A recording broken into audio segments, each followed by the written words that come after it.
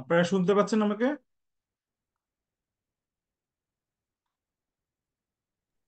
Yes sir, শুনতে পাচ্ছি। সালাম আলাইকুম। হুম, ওয়ালাইকুম আসসালাম, থ্যাংক ইউ।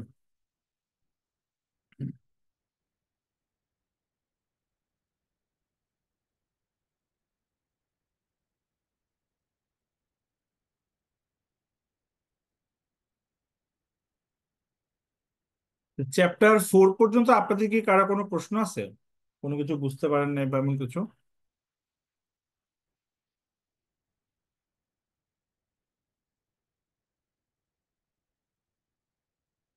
আছে চ্যাপ্টার 4 পর্যন্ত? কারো কোনো প্রশ্ন?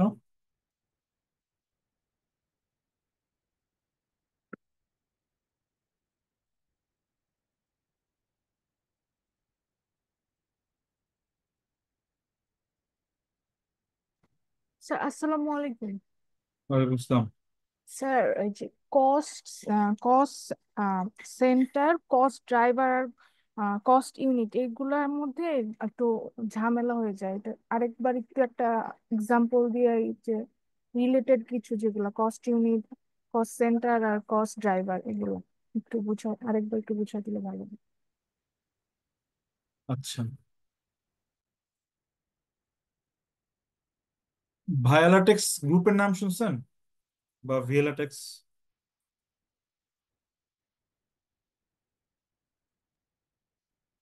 আচ্ছা ঠিক আছে, সিম্পল একটা গার্মেন্টস ফ্যাক্টরি মনে করেন, তার দুইটা ফ্যাক্টরি আছে। এক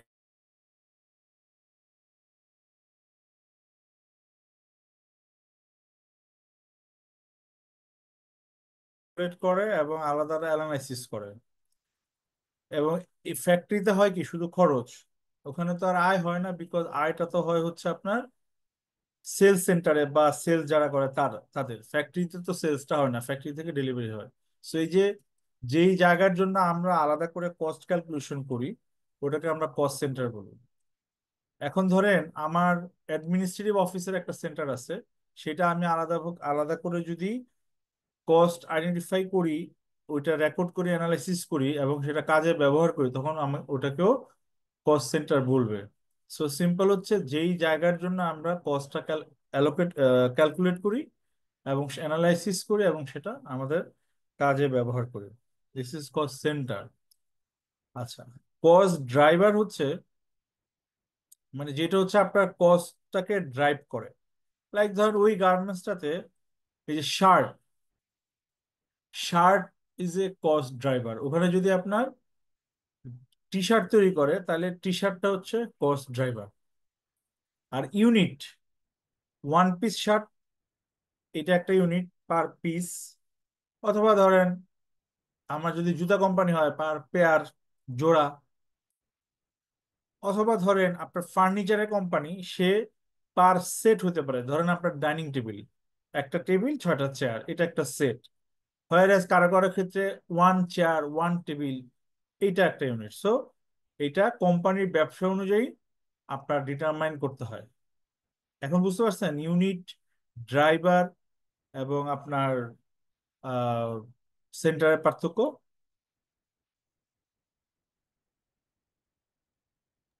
তো তাহলে ইউনিট হবে একটা স্পেসিফিক ডিপার্টমেন্টও হইতে পারে, আবার যেগুলো মানে প্রোডাকশনের মধ্যে আছে বা প্রোডাকশনের বাইরেও, যেমন একটা উম ইউনিট হচ্ছে আপনি যেটা মেজার করবেন, মেজারমেন্ট। যে আমরা বলি না 1 কেজি, 1 মণ, 1 পিস, এক জোড়া, এইটা মেজারমেন্ট ইউনিট। মানে মিনিমাম কতজন আপনি ক্যালকুলেশন করেন। ওকে। যেমন ধরেন আপনার একটা পার্থক্য বলি। ধরেন আপনার একটা আইসক্রিমের ফ্যাক্টরি আছে। আইসক্রিমের ফ্যাক্টরির কাঁচামাল দুধ চা থেকে আসে, বড় বড় আপনার ধরেন বিদেশ থেকে নিয়ে আসে। তো যেই দুধগুলি নিয়ে আসে ওটাকে বলে স্কিম মিল্ক পাউডার, SMP। এরকম আমাদের যে সিমেন্টের বস্তা আছে, এই বস্তার মতো বড় বড় বস্তা, এগুলিতে করে নিয়ে আসে। তাহলে এইটা যে সাপ্লাই দিচ্ছে, মনে করেন ABCD কোম্পানি সাপ্লাই দিচ্ছে, তার জন্য ইউনিট হচ্ছে পার বস্তা SMP। কিন্তু যাকে সাপ্লাই দিল, ধরেন ইগলু আইসক্রিম বা পোলার আইসক্রিম, ওর ইউনিট কি বলেন তো?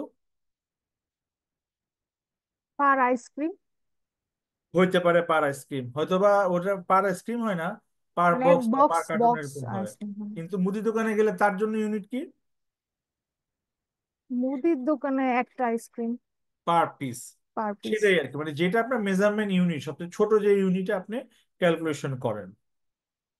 ঠিক আছে, এটা ডিপেন্ড করবে আর কি, মানে কারো ক্ষেত্রে 1 কেজি, কারো ক্ষেত্রে 1 বস্তা, 1 মণ, 1 ট্রাক, 1 টন, এভাবে ভ্যারি করবে।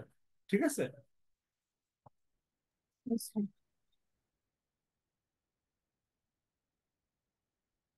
আর কারো কোনো কোশ্চেন আছে আগের সাথে রিলেটেড?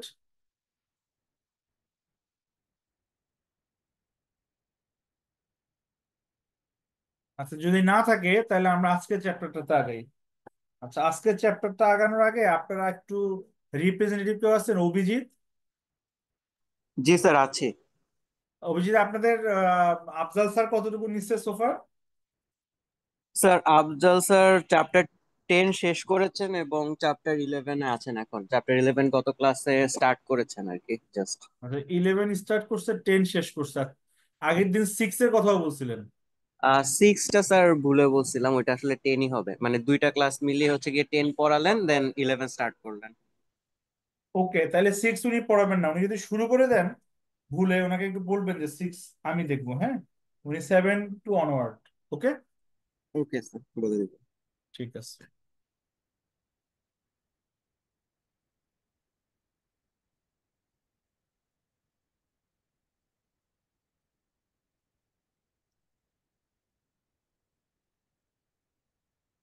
স্যার যে শিট দিয়েছিলেন সেটা কি কমপ্লিট? কমপ্লিট বলতে? মানে 19 নাম্বার ইয়াটা একটু সমস্যা ছিল, বুঝতে পারলাম না। 19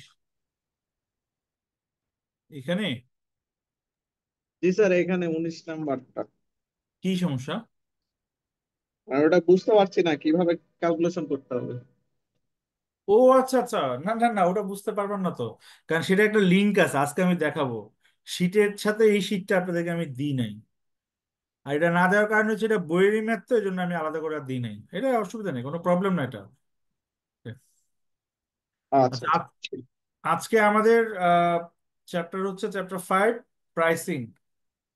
আচ্ছা, প্রাইসিং এ আমরা কিভাবে প্রাইসটা ক্যালকুলেট করব সেটা, আর এই প্রাইসিং মানে যে শুধুমাত্র আমার সেলস প্রাইস তা না, আমার ট্রান্সফার প্রাইস, মানে আমার রেলিভেন্ট কোম্পানি, এক কোম্পানি থেকে আরেক কোম্পানি, আমার এক ডিপার্টমেন্ট থেকে আরেক ডিপার্টমেন্ট, এই সবকিছু মিলিয়ে যে প্রাইসিংটা, সেটা নিয়ে আমরা স্কেল আপ করবো। আচ্ছা, what is pricing? Pricing is the amount customer pay for a product. Price আর প্রাইসিংটা কি? এটা হচ্ছে প্রাইস যেই অ্যামাউন্টটা পে করে, আর প্রাইসিং হচ্ছে is the method adopted by a firm to set its selling price.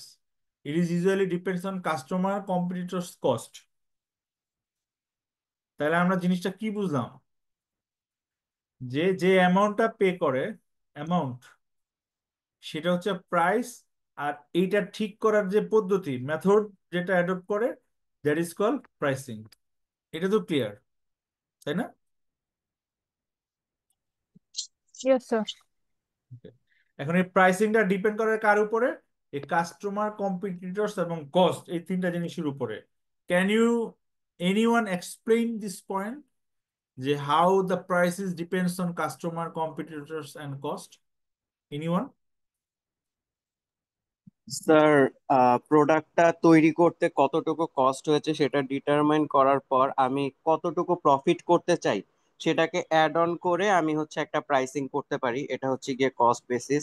Then sir competitor basis, আমি যদি কোকা কোলার কথা চিন্তা করি তাহলে ওটার কম্পিটিটর হচ্ছে পেপসি, একদম হেড টু হেড। তো ওইটার যে প্রাইস, ওইখান থেকে যদি আমি বেশি প্রাইস রাখি আমারটায়, তাহলে আমারটা সেল হওয়ার চান্সেস খুবই কম। দ্যাটস ওয়াই আমার কম্পিটিটরদের প্রাইসিং এর সাথে একটা সামঞ্জস্য রেখে আমার প্রোডাক্টের প্রাইসিংটা করতে হবে। আর কাস্টমারের ক্ষেত্রে স্যার, কাস্টমার হচ্ছে একটা প্রোডাক্টের জন্য কতটুকু পে করতে উইলিং, সেটা আমার হচ্ছে গিয়ে বুঝতে হবে। একটা প্রোডাক্টের জন্য আমি 1,000 টাকা হচ্ছে গিয়ে প্রাইস ধরলাম, বাট কাস্টমাররা হচ্ছে 500-600-র বেশি এটার জন্য দিতে রাজি না, তাহলে আমার সেই প্রোডাক্টটা বিক্রি হবে না। সেজন্য কাস্টমার কতটুকু চাচ্ছে পে করতে, সেটাও আমার মাথায় রাখতে হবে। আচ্ছা, আপনার অনেকটুকুই হয়েছে, বাট আমাদের আরেকটু চেঞ্জ ভার্সন লাগবে। যেমন আপনি প্রত্যেকটাকে হচ্ছে ইন্ডিভিজুয়ালি চিন্তা করছেন, কাস্টমারকে আলাদা, কম্পিটিটরকে আলাদা, এবং কস্টকে আলাদা। বাট এই তিনটা একসাথে আসতে পারে, যে কোনো দুইটাও আমার আসতে পারে, অনলি সিঙ্গেলটাও হইতে পারে। আচ্ছা, জি। এখন অভিজিৎ একটু বলেন তো, এই তিনটা জিনিসের ভিতরে কোম্পানির কন্ট্রোলে আছে কয়টা জিনিস? দুইটা। একটা হলো কস্ট, মেইনলি কস্ট, আর ইন্টারনালে তাদের কস্ট, আর কম্পিটিটর কন্ট্রোলে নাই, মানে ওদের সাথে সামঞ্জস্য করতে পারে, কিন্তু কাস্টমার একদম তাদের কন্ট্রোলের বাইরে। Anyone else?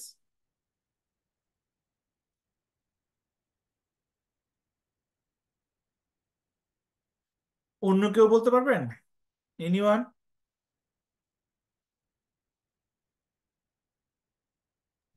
স্যার আমি জাস্ট কস্টটাই দেখতে পাচ্ছি, মানে বাকি দুইটা অত একটা রিলেট করতে পারছি না। আপু যেটা বলছে সেটা মোটামুটি আমার কাছেও সেন্স করতেছে, বাট ইউ আর আমার রাইট, পয়েন্ট অফ ভিউতে অনলি কস্ট। কস্ট এটাই শুধু কন্ট্রোলে আছে, কাস্টমার এবং কম্পিটিটর আমাদের কন্ট্রোলে নাই বা কোম্পানির কন্ট্রোলে নাই। কারণ কাস্টমার কি কিনবে কি কিনবে না, কতটুকু কিনবে কতটুকু কিনবে, এটা কাস্টমারের উপরে। আপনি কখনোই তাকে প্রেসার দিতে পারবেন না। ঠিক রাইট আছে? স্যার। আর কম্পিটিটর, আপনার কম্পিটিটর কি বেচবে, কার কাছে বেচবে, কার কাছে বেচবে না, সেটাও তার ইচ্ছা, কততে বেচবে সেটাও তার ইচ্ছা, আপনি কোনোভাবেই কন্ট্রোল করতে পারবেন না। একমাত্র জিনিস আপনার হাতে আছে আপনার কস্ট, আপনার কস্টটা কন্ট্রোল করতে পারবেন। বাট ওইটাও আপনি পুরোপুরি পারবেন না, কারণ আপনার কস্ট কন্ট্রোল, মানে কস্ট বাড়াবেন, কোয়ালিটি বাড়বে, কত দাম বেশি হয়ে গেলে পাবলিক নিবেও না। আবার কস্ট কমাবেন, দাম কমে গেল, পাবলিক নিবে, কিন্তু কোয়ালিটি খারাপ হয়ে গেল সেটাও কিন্তু পাবলিক নিবে না। তো এইটাও যে আবার আপনার হাতে পুরোপুরি আছে তা না। তার মানে everything you have to control, you have, মানে আপনাকে যেটা করতে হবে যে প্রতিটা জিনিসই হচ্ছে মার্কেটের সাথে মিল রেখে প্র্যাকটিস অনুযায়ী ম্যাক্সিমাম লোক যেটা করে সেই অনুযায়ী কিন্তু আপনাকে চলতে হবে। আচ্ছা, ধরেন কাস্টমার কিভাবে আমার ইনভলভ করে, ধরেন কি ধরনের কাস্টমার, আপনি যে প্রোডাক্টটা বিক্রি করতেছেন এই প্রোডাক্টের কাস্টমার কারা? ঠিক আছে, ধরেন আপনার যারা হরহামেশাই হচ্ছে এই যে আমাদের দামি দামি গাড়িগুলি, বিএমডব্লিউ গাড়ি, মার্সিডিজ বেঞ্জের যে গাড়িগুলি আছে, বেন্টলির গাড়িগুলি আছে, এই গাড়ি কিন্তু অনেক দাম হয়, তারপরেও কিন্তু স্ক্র্যাচিটি থাকে, কারণ এটা যারা ক্রেতা তাদের কাছে দামটা ইস্যু না, ইস্যু ইস্যু হচ্ছে ফিচারটা। ঠিক না? যারা কিনে তাদের কাছে ফিচারটা ইস্যু, যে একটা ফিচার কি বাড়ায় দিলেন যেটা তাকে অন্যদের কাছ থেকে ইউনিক করতেছে। ঠিক আছে? কিন্তু আপনি ধরেন, আপনি যদি এখন এই যে টয়োটা টাইপের গাড়ির কথা বলেন, এই যে আমাদের ফিল্ডার, প্রিমিও, এলিয়ন, এগুলির কথা যদি বলেন, এইটা কিন্তু আপনার ভ্যালু করে। যেমন বাংলাদেশে একজন গ্রাহক সে টয়োটা বেশি কিনে কেন? কারণ টয়োটার এখানে সার্ভিস ভালো, সার্ভিস পাওয়া যায়, জিনিসপত্র পাওয়া যায়, অনেক গাড়ি রিসেল ভ্যালু ভালো, অন্যগুলি পাওয়া যাচ্ছে না। কিন্তু যেখানে পাওয়া যায় সেখানে দেখেন অনেক ভেরিয়েশন আছে। মালয়েশিয়াতে গেলে আপনি শুধু টয়োটা না, ওদের নিজস্ব গাড়িও দেখবেন, কারণ ওখানে ওই ভেরিয়েশনটা আছে, আমাদের দেশে নাই বলে মানুষ পারে না। সো আপনার কাস্টমার, এখন মনে করেন আপনি এই টয়োটাতে একটা ফিচার অ্যাড করে দিলেন এবং দাম অনেক বাড়াই দিলেন, মানুষ কি কিনবে গাড়িটা? না স্যার। লাইক ধরেন আপনার একটা ক্রোজ গাড়ি এখন আহ 60 লাখ টাকা, সো আমি জানি না এক্সাক্ট দামটা কত, 60 লাখ টাকা। আপনি একটা ফিচার অ্যাড করলেন, যে এইটার হচ্ছে ধরেন কি বলবো, স্পেশাল কোনো একটা ফিচার অ্যাড করলেন যেখান থেকে আপনি ইজিলি ধরেন আপনার ব্রেক করলে জিনিসটা সাসপেনশন অনেক ভালো কাজ করবে, আপনি 10 লাখ টাকা বাড়াই দিলেন। হয় আপনার মার্সিডিজ বেঞ্জে আপনার ধরেন এটা 5 কোটি টাকা দাম, আপনি স্পেশাল একটা ফিচার বাড়াই দিলেন যেটা বুলেট প্রুফ হইলো, এটার জন্য আপনার 5 কোটি টাকার জায়গায় আপনি 7 কোটি করে দিলেন। এখন টয়োটা গাড়িকে কিনবে শুধুমাত্র ওই একটা ফিচারের জন্য, সাসপেনশন ফিচারের জন্য 10 লাখ টাকা বেশি দিবে? না স্যার। কিন্তু ওই মার্সিডিজ বেঞ্জে আপনার 5 কোটি টাকার গাড়ি 2 কোটি টাকা বাড়াই দিচ্ছেন আপনি বুলেট প্রুফ হওয়ার জন্য, তাহলে দিবে? দিবে, কিনবে, দিবে স্যার। কিনবে। সো এখানে কাস্টমার দেখেন কিভাবে আপনার প্রাইসিংটাতে ইম্প্যাক্ট করতেছে। কম্পিটিটর, এখন ধরেন এই যে আমি যদি গাড়িতেই আসি, আমার মার্সিডিজ গাড়ি, এটার আলাদা একটা ক্রেতা শ্রেণী আছে, এটার আলাদা একটা স্টাইল আছে। ভলভো গাড়ি, এটার আলাদা একটা ক্রেতা শ্রেণী আছে, আলাদা একটা স্টাইল আছে। সেই ক্ষেত্রে আপনার আপনার কি কম্পিটিটরের দিকে তাকানোর দরকার আছে?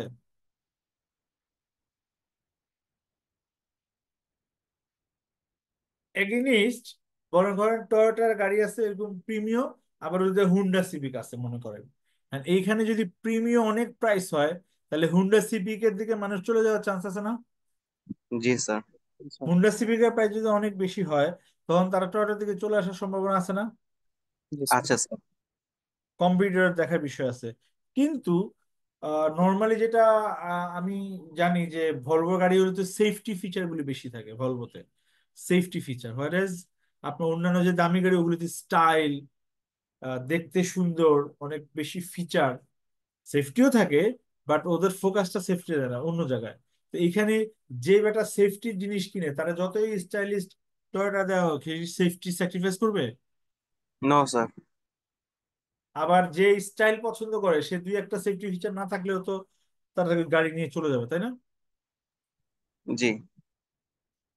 ঠিক সেটাই, যে এইভাবে হচ্ছে আমার কম্পিটিটর হচ্ছে আমার প্রাইসিং এ ইম্প্যাক্ট করে। সো কস্ট, কস্ট তো অলরেডি বুঝছেনই যে আমার জিনিসপত্র যদি কোয়ালিটি বাড়াই তাহলে দাম বাড়বে, কিন্তু ওদিক দিয়ে আবার তখন এই যে সেল কমে যেতে পারে।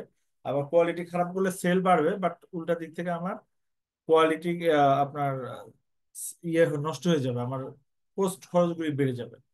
সো আপনারা ক্লিয়ার কিভাবে এই তিনটা জিনিস প্রাইসিং এ ইম্প্যাক্ট করতেছে? Yes sir, clear. যে যে মার্কআপ এবং মার্জিন, এটা সম্বন্ধে আপনাদের আইডিয়া আছে? What is markup, what is margin?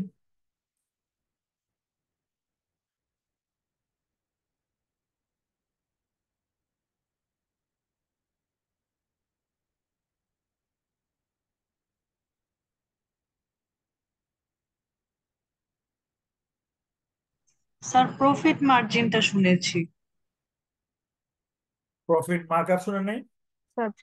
মার্কআপটা generally যে যে প্রফিটটা হলো কস্টের উপরে যেটা বেস করা হয়, মানে পার্সেন্টেজ আকারে কস্টের উপরে দেখায়, আর মার্জিনটা হলো সেলস যেটা হয় সেলস রেভিনিউর উপরে বা সেলস প্রাইসের উপরে যেটা দেখায়। এক্স্যাক্টলি। মার্জিন এবং মার্কআপ দুইটি হচ্ছে প্রফিট, প্রফিটকে রিপ্রেজেন্ট করে। এর ভিতরে মার্কআপটা হচ্ছে অন কস্ট, যে কস্টের উপর কত পার্সেন্ট প্রফিট, আর মার্জিনটা হচ্ছে সেলস এর উপর কত percent profit, the only difference. Clear?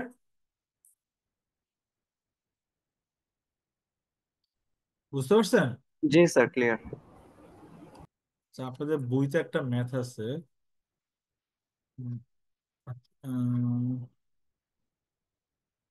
আচ্ছা এইটা একটু দেখেন আগে, ম্যাথটা আমরা পরে যাচ্ছি। যে factors effect in determination of margin এবং মার্কআপ। মার্জিন বা মার্কআপ কত হবে, মানে কষ্ট আমি কত প্রফিট ধরবো সেলসের উপরে বা আমার খরচের উপরে কত প্রফিট ধরবো, এটা ডিপেন্ড করে আমার এই জিনিসগুলির উপরে। আরো মানে এটা হচ্ছে, এটা এক্সক্লুসিভ লিস্ট, আরো থাকতে পারে। তো এইটা যেখান থেকে বুঝেন কিনা আমার মার্জিন বা মার্কআপে বা আমার প্রফিট রেশিওতে হাউ এই আটটা জিনিস কিভাবে এফেক্ট করে, কেউ একজন বলেন তো, একজন একজন করে। এক নম্বর কেউ বলে যে কস্ট অফ প্রোডাকশন কিভাবে ইম্প্যাক্ট করে?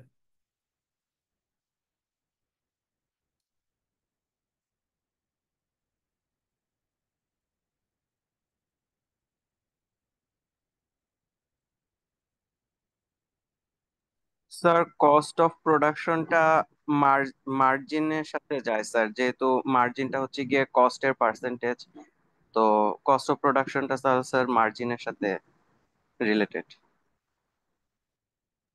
না অভিজিৎ, আমি মার্জিনের সাথে অ্যাকচুয়ালি রিলেটেড না, এটা তো প্রফিটের দেখায়। কস্ট অফ ও production sorry sorry.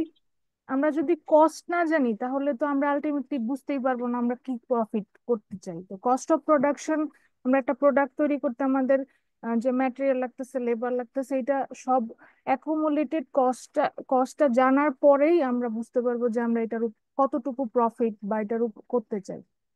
Right, markup হবে, আমি উল্টা বলে ফেলছি, সরি। না অভিজিৎ, আপনি এখনো একটা জিনিস ক্লিয়ার হন নাই। কস্ট অফ প্রোডাকশন মার্কআপের সাথে আর মার্কেট ডিমান্ড মার্জিনের সাথে, ব্যাপারটা এইটা না। মার্কআপ এবং মার্জিন দুইটাই সেম থিং, কি? প্রফিট। মার্জিন বললে আমরা যা বুঝি প্রফিট, মার্কআপ বললে আমরা যা বুঝি ওইটাও প্রফিট, দুইটাই প্রফিট। ডিফারেন্সটা কি? Profit on what? মার্জিন হচ্ছে প্রফিট অন সেল, মার্কআপ হচ্ছে প্রফিট অন কস্ট। সো দুইটা জিনিসই সেম, বাট এই যে মার্জিন বা মার্কআপ কত হবে এটা ডিপেন্ড করে কার উপর? Number one, cost of production. আমার প্রোডাকশন কস্ট যা হবে আমি প্রফিট করতে গেলে তার উপরেই তো ধরবো। তাহলে আমার কস্ট যদি অনেক বেশি হয়, মার্জিন মার্কআপ তো তাহলে একটু বেশি হয়ে যাবে না? জি স্যার। মার্কেট ডিমান্ড, আমার যদি অনেক ডিমান্ড থাকে ওই প্রোডাক্টের, তাহলে আমি প্রফিট তো বাড়ায় ধরবো, তাই না? তাহলে সেক্ষেত্রে আমার মার্জিন বা মার্কআপ যেটাই হোক সেটা বাড়তি থাকবে। ঠিক আছে? বুঝে আসতেছে ডিফারেন্সটা? যে মার্জিন মার্কআপ কোনটার সাথে রিলেটেড তা না, বাট এই জিনিসটা কার উপর ডিপেন্ডেন্ট সেটা। ঠিক আছে? জি স্যার, বুঝতে পেরেছি। এর পরেগুলি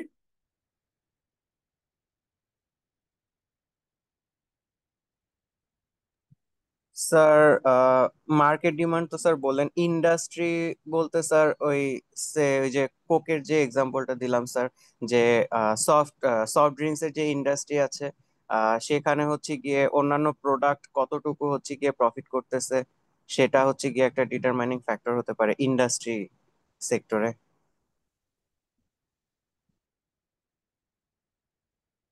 ইন্ডাস্ট্রি, কোন ইন্ডাস্ট্রিতে আপনি বিজনেস করতেছেন তার উপরও মার্জিন মার্কআপ ডিপেন্ড করবে। জি স্যার। ইন্ডাস্ট্রি টাইপের উপরে। এখন আপনি ধরেন আপনার ইন্ডাস্ট্রি হচ্ছে সফটওয়্যার, এই যে ধরেন এআই, মাইক্রোসফট, এগুলি হচ্ছে আপনার ইন্ডাস্ট্রি। আর আরেকজন ইন্ডাস্ট্রি হচ্ছে ফুড, জুস, রাইস, এই টাইপের জিনিস। বলো তো কার মার্কআপ বা মার্জিন বেশি হবে? সফটওয়্যারের স্যার।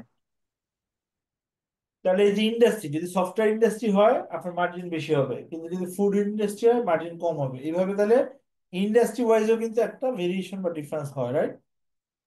জি স্যার।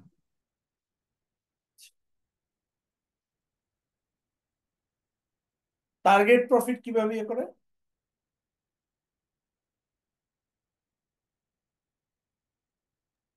স্যার, যদি কোনো প্রোডাক্টে আমার প্রফিট করার ইচ্ছা বেশি থাকে, যে আমার টার্গেট প্রফিট হায়ার, তাহলে হচ্ছে গিয়ে আমার মার্কআপ বা মার্জিনও হায়ার হবে। আর যদি আমার টার্গেট প্রফিট কম থাকে, আমার যদি কাস্টমার ধরার ওই ইন্টেনশনটা বেশি থাকে যে আমি প্রফিট কম করব, বাট আমি ম্যাক্সিমাম মার্কেট ধরতে চাই, তাহলে আমার মার্জিন বা মার্কআপ কম রাখতে হবে।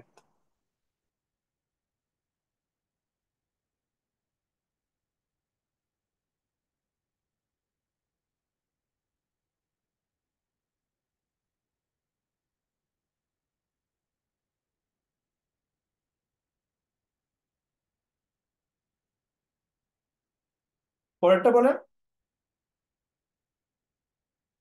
Required rate of return.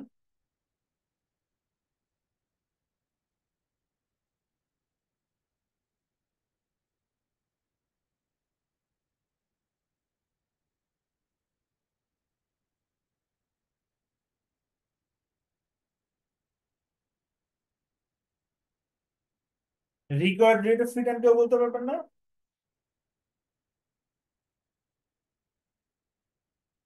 Abhijit, দেখে আপনি বলতে পারেন কিনা required rate of return? Sir, required rate of return তো স্যার আমার আইডিয়া মতে হচ্ছে আমি কতটুকু হচ্ছে গিয়ে রিটার্ন আর্ন করতে চাচ্ছি একটা প্রোডাক্ট, বা মেইনলি ইনভেস্টমেন্টের দিক থেকে আমি এই জিনিসটা বুঝতাম স্যার, যে মানে আমি একটা জায়গায় ইনভেস্ট করব, ইনভেস্ট করলে আমি হচ্ছে গিয়ে কত পার্সেন্ট প্রফিট ওইখান থেকে হচ্ছে গিয়ে চাই, বা কতটুকু রিটার্ন আমার আসুক এটা আমি চাই, সেটার উপরে হচ্ছে গিয়ে ডিটারমাইন্ড হয়। তো প্রোডাক্টের ক্ষেত্রে স্যার এটা হতে পারে যে আমি প্রিডিটারমাইন্ড যে আমার হচ্ছে গিয়ে এই প্রোডাক্টের থেকে এত পার্সেন্ট রিটার্ন দরকার, তো ওই পার্সেন্টটা হচ্ছে গিয়ে আমি তখন অ্যাপ্লাই করব, এটা হতে পারে স্যার। টার্গেট প্রফিট এবং রিকোয়ার্ড রেট অফ রিটার্ন দুইটার পার্থক্য কি?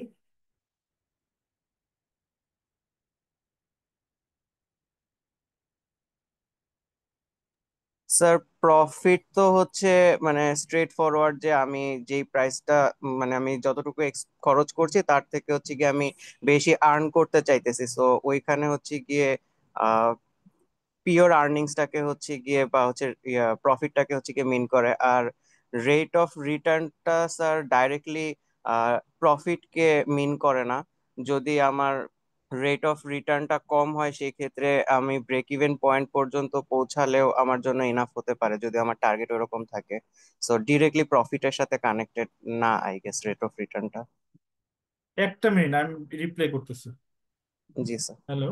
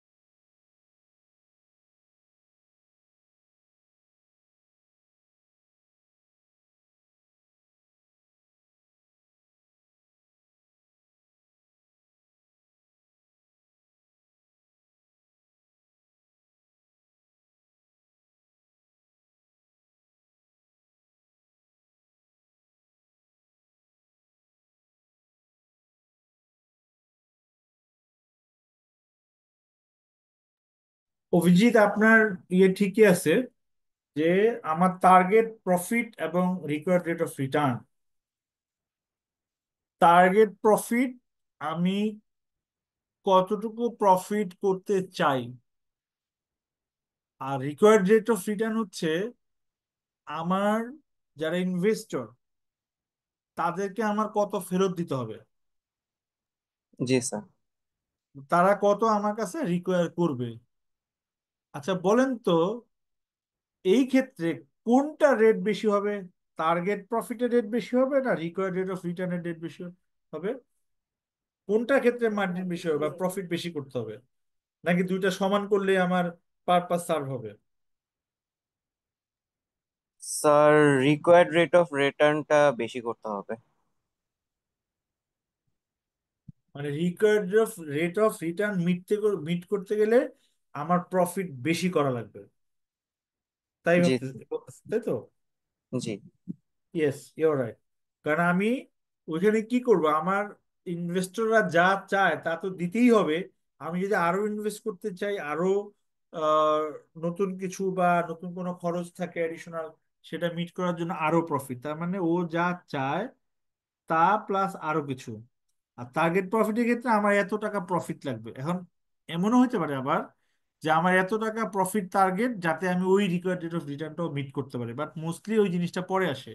রিকোয়ার্ড রেট অফ রিটার্নটাই মেইন, কারণ রিকোয়ার্ড রেট অফ রিটার্ন যদি আমি মিনিমাম মেনটেন করতে পারি তাহলে আমার সবকিছু হয়ে যায়। কেন হয়ে যায়? কারণ আমার ইনভেস্টররা লাভ নিবে, যে ওদের রিটার্ন কত, ওরা কত চায় সেটা দেওয়ার পরে আমরা যারা এমপ্লয়িরা আছি বা অন্য এমপ্লয়িরা যারা আছে তাদেরটা তো অলরেডি বিল্ট ইন, অন্য সকল ধরনের খরচ শোধ করার পরে গিয়া হচ্ছে আপনার রিকোয়ার্ড রেট অফ রিটার্ন বা আপনার ইনভেস্টরের জন্য আপনি টাকা আনেন, সো সেটা আপনার বেশি হবে। ঠিক আছে? জি স্যার। আচ্ছা, 6 নাম্বার কেউ এক্সপ্লেন করতে পারবেন?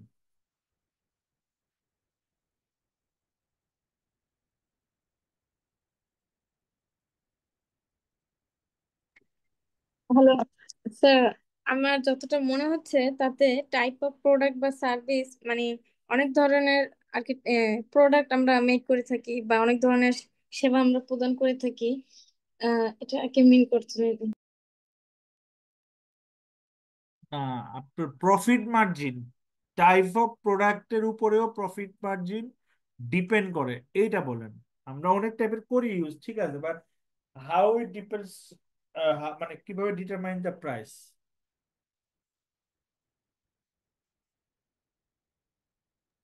স্যার এটা হলো এটাও কি কাইন্ড অফ ইন্ডাস্ট্রির সাথে রিলেটেড? মানে আপনি একটু আগে একটা এক্সাম্পল দিয়েছিলেন ফুড ইন্ডাস্ট্রি আর সফটওয়্যার ইন্ডাস্ট্রির মধ্যে, সো Yes. ওইটা আমার কাছে সেম মনে হচ্ছে যে একটা সফটওয়্যারের উপরে আমি কতটুকু মার্কআপ বা মার্জিন রাখবো সেটা হচ্ছে গিয়ে বেশি হবে একটা খাবারের মার্কআপ বা মার্জিনের তুলনায়, সেই হিসাবে ভ্যারি করতেছে প্রোডাক্ট অথবা সার্ভিসটা।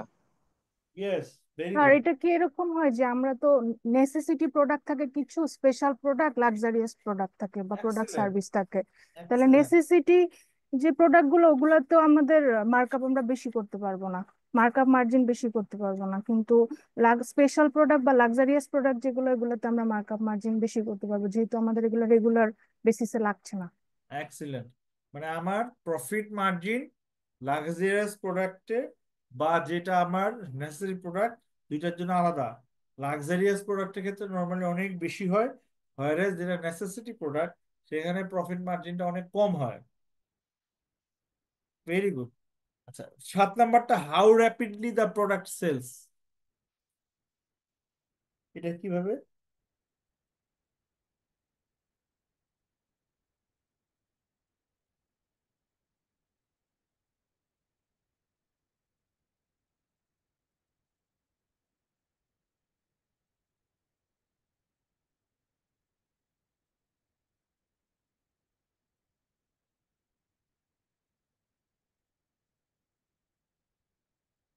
বলতে পারবেন how rapidly the product sales কিভাবে ইম্প্যাক্ট করে? তা এটা কি ডিমান্ডের সাথে কানেক্টেড না? যখন ডিমান্ড বেশি হবে, এটা তো গ্রোয়িং র্যাপিডলি প্রোডাক্টটা মানে সেল হবে, তখন এটা আমরা চাইলেই মার্কআপ মার্জিন বেশি নিতে পারবো, যেহেতু এটা গ্রোয়িং হচ্ছে।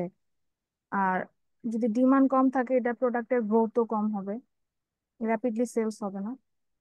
স্যার আমরা যদি দ্রুত প্রোডাক্ট সেল করতে চাই তাহলে বিভিন্ন ধরনের প্রমোশনাল অ্যাক্টিভিটিস করতে হবে, ডিসকাউন্ট দিতে হবে, প্রাইস কমাইতে হবে, সেক্ষেত্রে মার্কআপ মার্জিন কম হবে।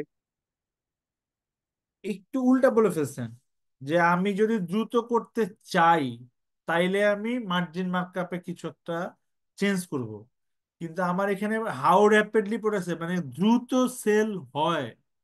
একটা হচ্ছে চাই আর একটা হচ্ছে হয়, যে এই প্রোডাক্টগুলি খুব দ্রুত সেল হয়ে যায়।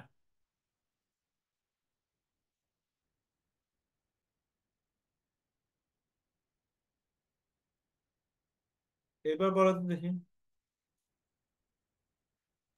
স্যার দ্রুত যদি সেল হয় তাহলে তো আমরা বেশি পরিমাণে প্রফিট করব, মার্কআপ মার্জিন বেশি রাখবো, প্রফিট বেশি হবে। যেমন?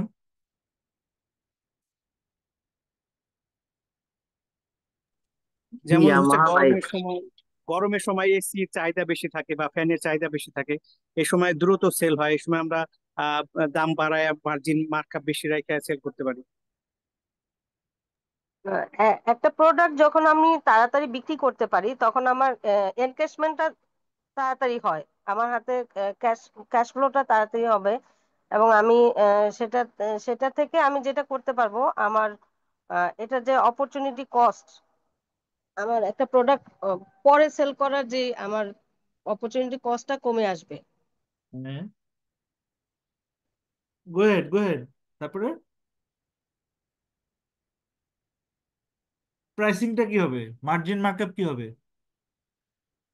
আহ, যখন আমি প্রোডাক্টটা সেল করে তাড়াতাড়ি সেল করে আমি ক্যাশটা জেনারেট করতে পারবো, সেটাকে আমি হুম আবার অন্য জায়গায় ইনভেস্ট হুম করতে পারছি, হুম হুম হুম হুম হুম।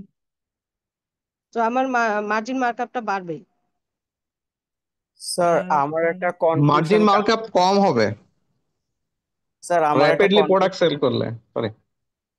হ্যাঁ আমিও ওইভাবেই চিন্তা করছিলাম স্যার। আমি এক্সাম্পল হিসেবে কার চিন্তা করছিলাম, যে একটা গাড়ি সেটা তো র্যাপিডলি সেল হয় না, বাট ওইটাতে তো হচ্ছে প্রফিট মার্জিনটা হায়ার থাকে, whereas regular day to day, suppose একটা সাবানের কথা যদি চিন্তা করি সেটা তো র্যাপিডলি সেল হয়। তো একটা সাবানে যে মার্কআপ বা মার্জিন ইউজ করা হয় একটা গাড়ির ক্ষেত্রে তো তার থেকে অনেক বেশি ইউজ করা হয়, অ্যান্ড কারটা হচ্ছে গিয়ে র্যাপিডলি সেল হয় না, তো একবারে মানে কম সেল হইলেও আমার যাতে হচ্ছে গিয়ে পোষায়, এই জন্য আমি ওইটাতে হচ্ছে মার্কআপ বা মার্জিন বেশি রাখতেছি, ওয়ারাস যেটা র্যাপিডলি সেল হইতেছে সেটাতে হুম। আমার প্রফিট মার্জিন কম থাকলেও রেগুলার বেসিসে যেহেতু সেল হইতেছে, সো আলটিমেটলি টোটাল ফিগারটা হয়তো পোষায় যাইতেছে। হুম। এভাবে করে কি জিনিসটা হতে পারে? Excellent explanation. শামিমা আর আগের শামিমা ওর সুলতান, আমি নামটা খেয়াল করি নাই। না শামীম স্যার, না আমি না না, যেটা উদাহরণ দিচ্ছি, ধরেন ফিমেল আপনার মেম্বার যদি আপনাদের, ফিমেল মেম্বার একজন র্যাপিডলি, উত্তর দিচ্ছিলেন। শামীম আমি সাহেব আমি ক্লোজিংটা বলছেন, শুরুটা করছিল হ্যাঁ কে? হ্যাঁ, না ক্লোজিং আমি বলতে চাচ্ছিলাম স্যার, যদি আমার মূলধন 100 টাকা হয় এবং 100 টাকা যদি আমি বারবার সেল করি, একটা বছরে যদি আমি 10 বার সেল করি, আমার 1000 টাকা সেলিং আসে, এবং হুম এই ক্ষেত্রে আমার প্রফিটটা, পার্সেন্টেজটা কম রাখলে আমার প্রফিট কিন্তু 10 গুণ হচ্ছে। আর যদি আমার প্রোডাক্টের 1000 টাকা প্রোডাক্ট ধরে একবার সেল করি, সেই ক্ষেত্রে আমার কিন্তু মার্জিনটা বেশি করতে হচ্ছে। হুম হুম হুম, একদমই এক্স্যাক্টলি আপনার সেম বলছে, কিন্তু আপনার আগে একজন ফিমেল মেম্বার উত্তর দিচ্ছিলেন, উনি কমপ্লিট করতে পারেন নাই, আমি একটু ওনাকে চাচ্ছি।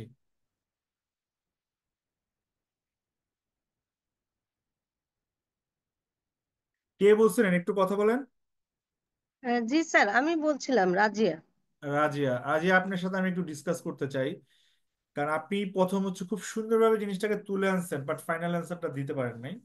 আমি আপনার সাথে আরেকবার একটু বলি যে আমি যত র্যাপিডলি সেল করবো, ওনাদের এক্সপ্লেনেশনটা শুনেন, যে আমি যত র্যাপিড, আমার যত rapidly sell, how rapidly sell তার উপরে ডিপেন্ড করে। তাহলে আমি যত দ্রুত সেল করতে পারবো, আমার সাইকেলটা তত ছোট হবে, আমি তত বেশিবার এটাকে মোবিলাইজ করতে পারবো। জি স্যার। আমরা ধরেন আপনাদের এই যে, আপনারা যে এলাকায় থাকেন, সেখানে যে ভ্যানে করে তরকারি বিক্রি করে, ওরা অনেক কম টাকায় তরকারি বিক্রি করে দেয় না বাজারের তুলনায়? জি স্যার। রিজনটা কি? ওরা সকালে আনে, এক ভ্যান তরকারি বিক্রি করে গিয়ে বিকালে আবার আরেক জায়গায় যায় বা আরেক এলাকা যায়। তার মানে দেখেন, ও যদি 10,000 টাকা ইনভেস্ট করে, ওই 10,000 টাকা একবার সেল করে, বিকেলে আরেকবার সেল করে, তার 10,000 টাকা, কিন্তু সেই ইকোনমিক ট্রানজাকশন করে ফেলছে 20,000 টাকার। তখন কিন্তু সে প্রফিট যদি কম রাখে, সেল বাড়বে। সে যদি আরো কম প্রফিট রাখে, তার সেল হয়তো আরো বাড়বে, আরো বেশি মোবিলাইজ করতে পারবে। তাহলে আলটিমেটলি তার লাভ অনেক বেশি হবে, বাট পার্সেন্টেজ বা মার্জিনটা কম রাখলেও তার চলবে।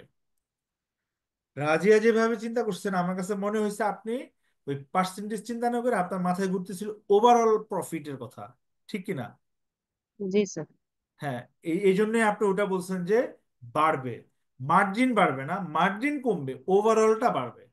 প্রফিটটা বাড়বে। জি sir. Yes, clear everybody? Yes sir. আমাদের কি আর বাকি ছিল এখানে? ওকে, ইনফ্লেশন, এটা খুব সিম্পল। আমার ইনফ্লেশন যদি বেড়ে যায়, সবকিছু খরচ বেড়ে যাবে, স্বাভাবিকভাবে আমার প্রফিট মার্জিনও বেড়ে যাবে। বাট কিছু ব্যতিক্রমও হয়, যেমন ধরেন ট্রাম্প ডিউটি বাড়ায় দিল, স্বাভাবিকভাবে আমার পণ্যের দাম বেড়ে যাওয়ার কথা না? জি স্যার। তা তো বাংলাদেশের লাভই হওয়ার কথা নাকি, জেনারেল সেন্সে চিন্তা করলে, ঠিক না? ঠিক কিনা? যে ট্রাম্প ডিউটি বলছে, যে ইম্পোর্ট ডিউটি সে বাড়াইছে, তা আমি তো এক্সপোর্টার, আমার প্রবলেম কি? আমি তো আর ইম্পোর্ট করতেছি না, ইম্পোর্ট করতেছি, কিন্তু স্যার আমি ওই দেশে, এক্সপোর্ট করতেছি। ওই স্যার দেশের যারা যারা কিনবে তাদের তো বেশি টাকা ইম্পোর্টার, দিয়ে তাদের কিনতে তো হবে, কস্ট বেড়ে যাবে। কস্ট বেড়ে গেলে তো ওইখানের কনজুমার তখন এক্স্যাক্টলি, কম কিনবে। তখন তো আমাদের দেশ আর পারবে না ওখানে করতে, অন্য যেখানে কম টাকায় পাওয়া যাবে ওই দেশে তারা শিফট হয়ে যাবে। ইউ আর রাইট, বাট একটু অন্যভাবে চিন্তা করেন। আমি আমি এক্সপোর্টার, ওর ইম্পোর্ট ডিউটি বাড়াইছে, তাহলে যে ইম্পোর্ট করছে খরচটা তার, আমার তো এক্সপোর্টার হিসাবে চিন্তা করা দরকার ছিল না জেনারেলি। আমি আবার বলছি জি। জেনারেলি। G sir. বাট এখানে কি হয়েছে, সে ডিউটি যখন বাড়াইছে সেম প্রপোর্শনে বাড়ায় নাই, যার কারণে তার একটা অপশন রয়ে গেছে, যেই জায়গা থেকে কম দামে দিবে আর একটু, মানে মনে করেন আমাদের 37% দিছে, যারে 30% দিছে ওখান থেকে সে কিনবে, কারণ সে প্রপোর্শনেটলি ডিউটিটা বাড়ায় নাই। এটা গেল একটা দিক। আরেকটা দিক হচ্ছে না, প্রপোর্শনালিটি বাড়াইছে, এখন এখানে হচ্ছে বায়ারের পাওয়ার বেশি, যে ইম্পোর্টার তার পাওয়ার বেশি। সে বললো যে না, তুমি আমাকে তাহলে দাম কমাই দাও, আমি এখানে তোমার এটা আনছি, আগে আমার 100 টাকা হইলে পুরো জিনিসটা আমার স্টোরে চলে আসতো, আমি $110 বিক্রি করতাম, কিন্তু এখন আমার আনতে লাগবে $109, আমি তোমাকে আর 100 দিতে পারবো না, আমি তোমাকে $90 দিব। বায়ারের পাওয়ার বেশি, বায়ার আমাদেরকে প্রেশার দিচ্ছে দাম কম, এবং যেটা আপনি হয়তো বা পেপার পত্রিকাও দেখছেন, ঠিক কি না? জি স্যার। সো ইনফ্লেশনের ক্ষেত্রে নর্মালি যেটা হয়, আমার ইনফ্লেশন বাড়লে আমার প্রফিট মার্জিনও বাড়াইতে হবে টু কাভার দ্য ইনফ্লেশন ওর আমার যে প্রোডাকশন কস্ট। এখন নিচের যে প্যারাটা আছে এটা খুব ইম্পর্টেন্ট, একটু দেখেন যে managers must decide weather two include allowances for anticipated inflation. তাকে আগে ডিসাইড করতে হবে যে এই যে ইনফ্লেশনটা হবে, তাহলে কি এটা আমার কস্টের সাথে আমি ধরবো। এই ক্ষেত্রে কি বলতেছে যে buyers may agree to accept inflation allowance. Buyer inflation অ্যালাউন্সটা অ্যাকসেপ্ট করতে এগ্রিড আছে, তার মানে সে দামটা বাড়াইতে এগ্রিড আছে, বাট সেক্ষেত্রে কি করতে হবে? In that case seller must give assurance that cost are adequately control. মানে আমি কস্ট যে প্রপারলি কন্ট্রোল করি এই অ্যাসুরেন্সটা দিতে হবে। ঠিক আছে, আদারওয়াইজ যেটা হবে যে আমি যদি ইনফ্লেশনকে অ্যাকসেপ্ট করি, দেখা গেছে আমি প্রপারলি কস্টটা কন্ট্রোল করি না, খরচ এমনি বেড়ে যায়, এই জন্য আমি ইনফ্লেশন অ্যাড করে দিলে যে করতেছে তার তো কোনো সমস্যা নাই, ইনফ্লেশনটা অ্যাড হচ্ছে, বাট যে নিচ্ছে তার জন্য লস, সেজন্য সে ইনফ্লেশন অ্যাড করবে যদি তুমি প্রপারলি কন্ট্রোলটা করো। Sir yes. এটা কি সিগনিফিকেন্টলি এফেক্ট করে ফিনান্সিয়াল রিপোর্টিং এ? কোনটা? ইনফ্লেশন জি স্যার। না, ফাইন্যান্সিয়াল রিপোর্টিং যদি বলেন তাহলে তো আমি বলবো হিস্ট্রিক্যাল ডাটা। হিস্ট্রিক্যাল ডাটা মানে অলরেডি হ্যাপেন্ড, যেটা অলরেডি হয়ে গেছে সেটা। আর আপনার ইনফ্লেশন মানে প্রাইসিং মানে ফিউচার। ঠিক আছে, ফাইন্যান্সিয়াল স্টেটমেন্ট তৈরি করতে আমরা পাস্ট ডাটা নেই, মানে প্রিভিয়াস ডাটা যেটা অলরেডি ডান, 31শে ডিসেম্বর শেষ হয়, আমি 1 তারিখ থেকে অ্যাকাউন্ট শুরু করি এইভাবে। আর প্রাইসিংটা হচ্ছে ফিউচার, ভাই 10 টাকা, বাট দেখো ইনফ্লেশন টিনফ্লেশন হলে তুমি কিন্তু আমার প্রাইস অ্যাডজাস্টমেন্ট দিবা, সেটা ফিউচার। ফিউচারের ইনফরমেশন দিয়া ফাইন্যান্সিয়াল স্টেটমেন্ট তৈরি করে না। ক্লিয়ার? জি স্যার। আচ্ছা, এইটাতে এখানে আর কোনো প্রশ্ন আছে?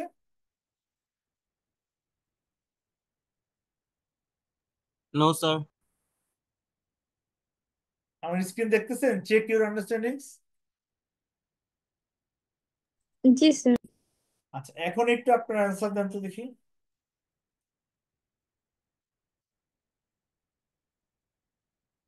অ্যান্সার গুলি দেন।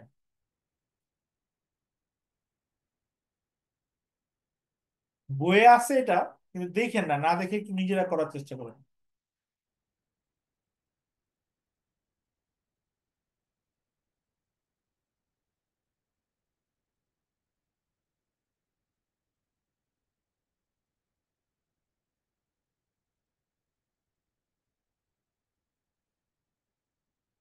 If the full cost is 24 per unit, calculate the price to achieve a margin of 12% of the selling price।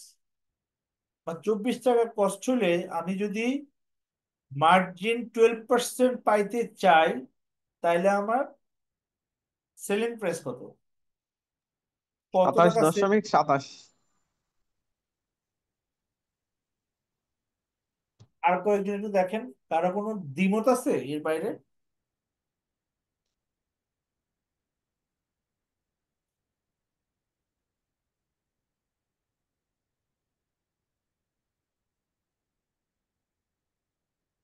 ওনারটা হয়েছে, আমরা নেক্সট এর জায়গা। আর কোনো প্রশ্ন আছে এখানে?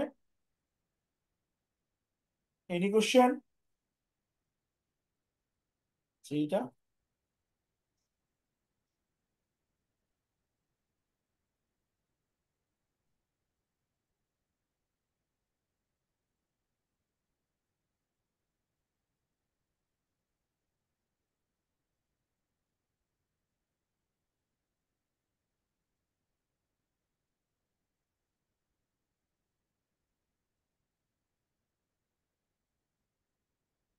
কেউ পারতেছে না? 31.03।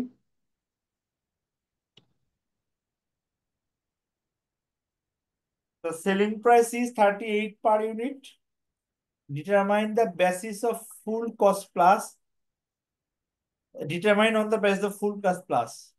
মানে ফুল কস্টের সাথে মার্কআপ অ্যাড করে তার সেলিং প্রাইস হয়েছে। If the full cost is 29 per unit, calculate markup. Markup percentage মানে কি? Profit on what? Cost,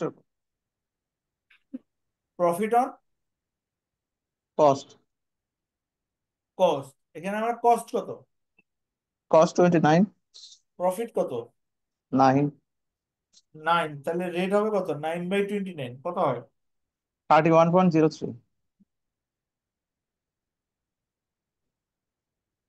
31% R 31/03 same জিনিস। কারো কোনো প্রশ্ন আছে এখানে? না স্যার। একটু দেখেন।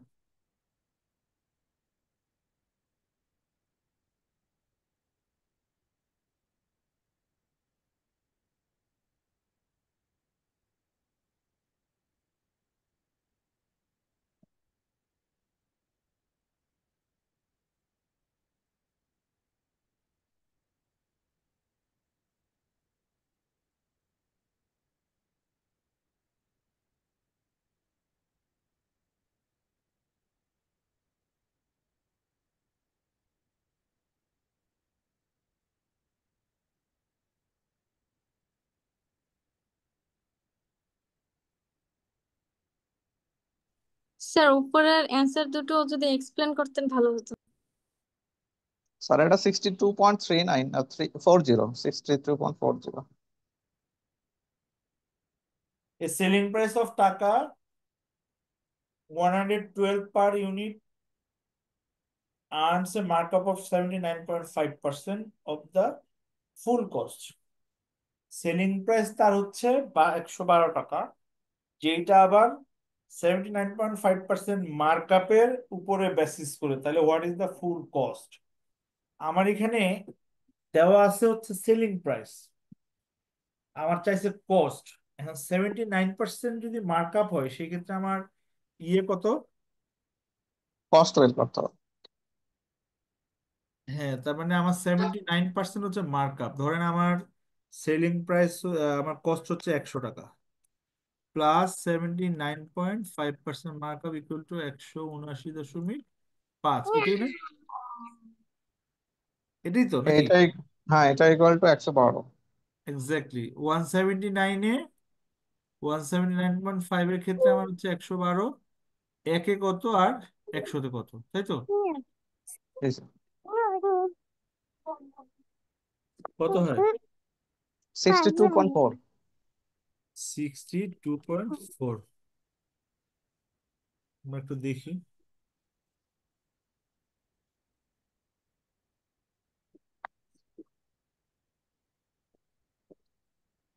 Sixty two point four.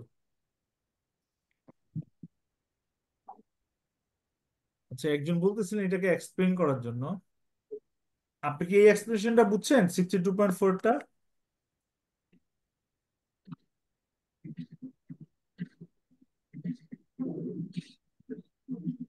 Hello? Sir উপরেরটা আর কি, উপরেরটা একটু না না, বলেন। এটা বুঝছেন কিনা? আমি উপরেটা যাচ্ছি, এটা বুঝছেন? স্যার লেখাগুলো আর কি ক্লিয়ার ছিল না তো, তাই লাস্ট থেকে আর দেখতে পাইনি। আচ্ছা, আমি আবার এটা বলতেছি। সেলিং প্রাইস হচ্ছে 112, যেটা আসছে কিভাবে? মার্কআপ 79 ধরে। তাহলে ফুল কস্ট 79 অফ ফুল কস্ট, তাহলে what is the full cost? তাহলে মার্কআপ যদি 79 হয়, তো একটা জিনিসের কস্ট যদি হয় 100, 79.5 হচ্ছে মার্কআপ, তাহলে টোটাল সেলিং প্রাইস কত? 179 না জেনারেলি? জি স্যার। তাহলে 179 যখন সেলিং প্রাইস হয়, তখন হচ্ছে আমার কস্ট হচ্ছে 100 টাকা নাকি? সরি, জি স্যার। 112 টাকা। 112 টাকা না? আমার যখন 179 হয় তখন হচ্ছে 112। একে কত আর একশোতে কত নাকি? ফুল না কস্টটা কত স্যার, হবে? 100 হবে না, 107। 112তে কত সেটা বের করতে হবে না স্যার? ও আচ্ছা, আমরা তো কষ্টে যাচ্ছি, সরি সরি। 112তে 179 আর কি, উল্টো হয়ে গেছে আমার। 112তে হচ্ছে কত, 179 না? জি একে স্যার। কত আর 100তে কত, কত হয়? 62.4। এটা বুঝছেন? স্যার এখানে কোশ্চেনটা একটু কনফিউজিং। এখানে কি স্যার 100তে কত বের করতে বলেছে, নাকি 112 টাকা যেই প্রোডাক্টের দাম সেই প্রোডাক্টের কস্ট কত সেটা বের করতে বলছে? 112তে যেটার দাম সেটার কস্ট বের করতে বলছে। তাহলে স্যার 100তে কত এটা কেন বের করলাম? ভুলে একশো আপনারা বারো বুঝে হচ্ছে গেছেন, স্যার আমার আপনারা কেউ সেলিং বলতেছেন প্রাইস। না কেন অন্যরা? স্যার মার্কআপটা যদি আমি আলাদাভাবে বের করে নিই সেখান থেকে টোটাল সেলিং প্রাইসটা মাইনাস করে তো কস্টিং বেরিয়ে যাবে স্যার। এক্স্যাক্টলি, আপনি এটা বলতেছেন না কেন? মানে এখানে আমি একশো একটা জিনিস একশো ভুল বারো লিখতেছি, কেউ কেন বলতেছেন না? 112 গুণন হচ্ছে আপনার 79.5 ডিভাইডেড বাই 179.5 আসবে হচ্ছে 49.74। সেখান থেকে মাইনাস 112 মাইনাস করলে অটোমেটিক্যালি স্যার এটার অ্যান্সার হয়ে যাচ্ছে 62.4।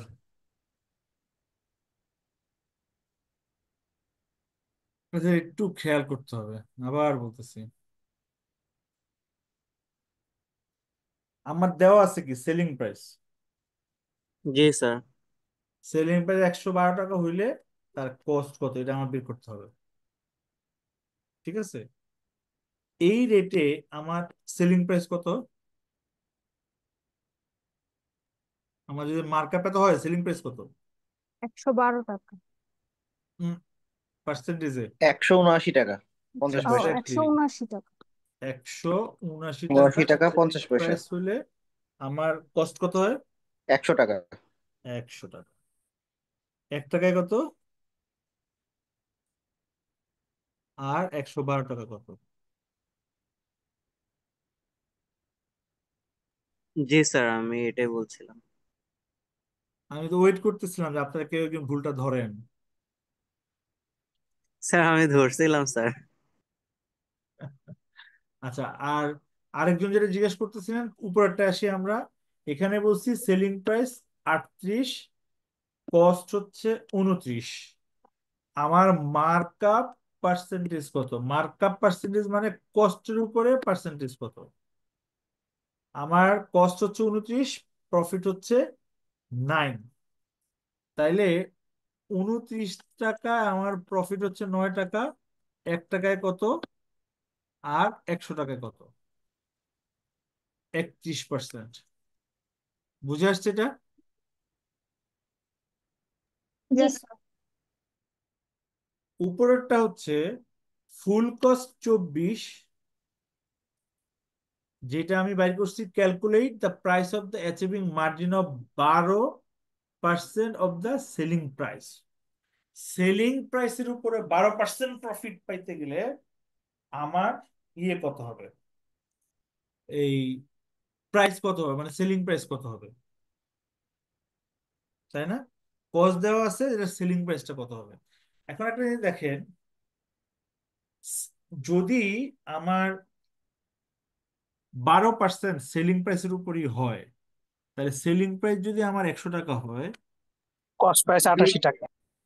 কস্ট প্রাইস 88 টাকা, কারণ এটার উপরে 12%, 12 বাদ দিলে আমার কস্ট থাকে 88 টাকা।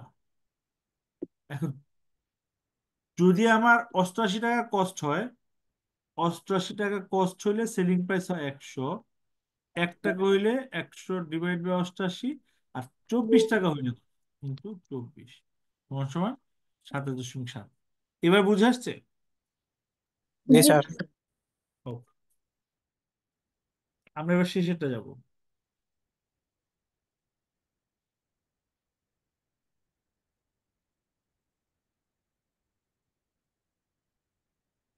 এই লাল দাগগুলি যে কে দিছেন, একটু মুছে দিয়েন তো।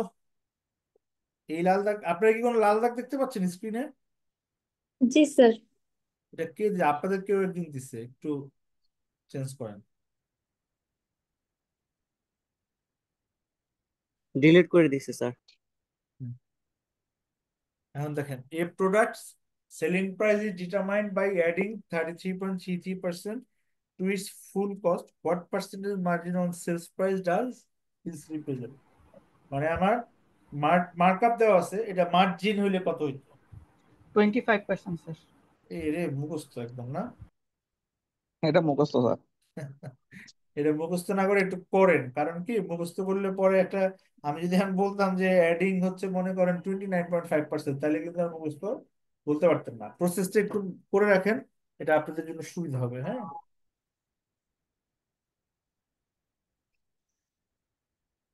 আর সবাই যদি বুঝে থাকেন then I will move forward.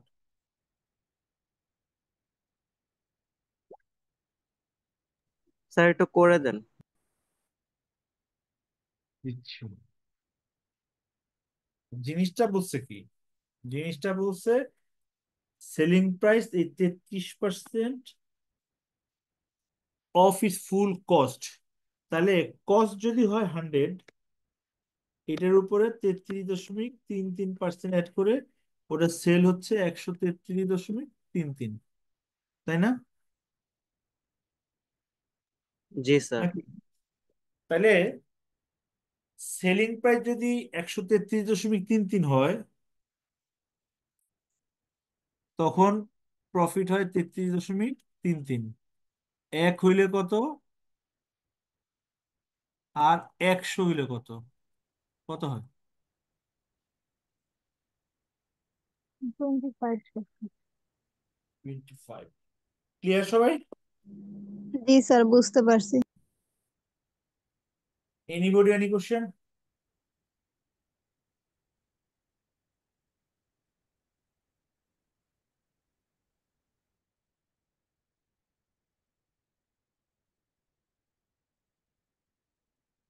এরপরে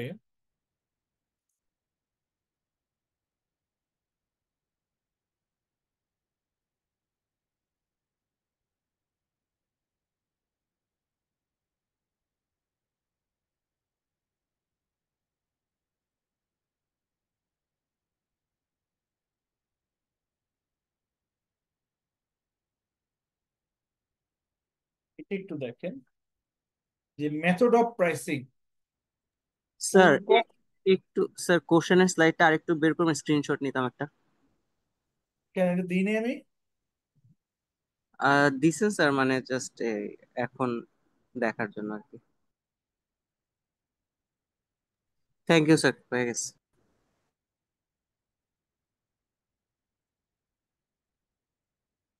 ফুল কস্ট, ফুল কস্ট প্লাস প্রাইসিং এ এটাও একটা একটা মানে আমাদের মূলত দুইটা ভাগে ভাগ করছি আমি: full cost plus pricing, marginal cost plus pricing, আর ট্রান্সফার প্রাইসিং। আপনাদের এক্সামে নর্মালি তিনটা থেকে আসবে, আরো এডিশনাল কিছু জিনিস আমি এখানে রাখছি যেইটা আপনারা আপনাদের জাস্ট লার্নিং এর জন্য পড়তে পারেন। ঠিক আছে?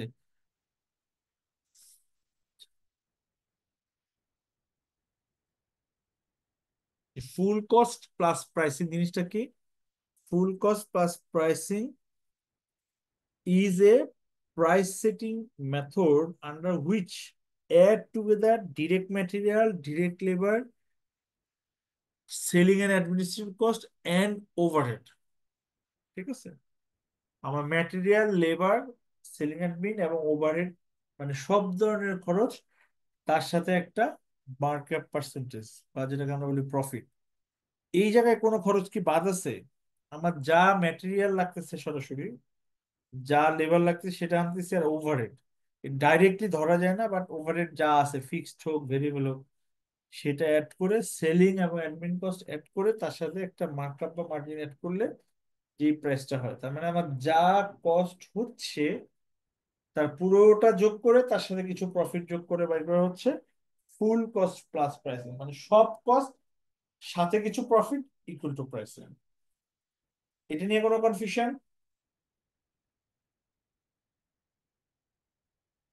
আছে?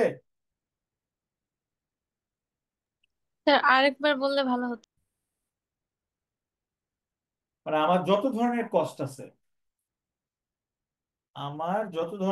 আছে, যেমন আমার ডিরেক্ট ম্যাটেরিয়াল, ডিরেক্ট লেবার, এর বাইরে কি আছে? আদার ওভারহেড, ফ্যাক্টরি ওভারহেড আছে, ফিক্সড ভেরিয়েবল থাকতে পারে, ম্যানুফ্যাকচারিং ওভারহেড, প্রোডাকশন ওভারহেড, এগুলি অ্যাড করে তার সাথে আমার সেলিং এবং admin, মানে যত ধরনের খরচ আছে সব অ্যাড করে তার সাথে প্রফিট অ্যাড করে যে সেলিং প্রাইসটা হয়, এটাকে বলছি ফুল কস্ট প্লাস প্রাইস। এটার নামেই এটা ধরা যায় যে ফুল কস্ট, যত কস্ট আছে সবকিছু প্লাস কিছু প্রফিট ইকুয়াল টু আমার প্রাইস হয়।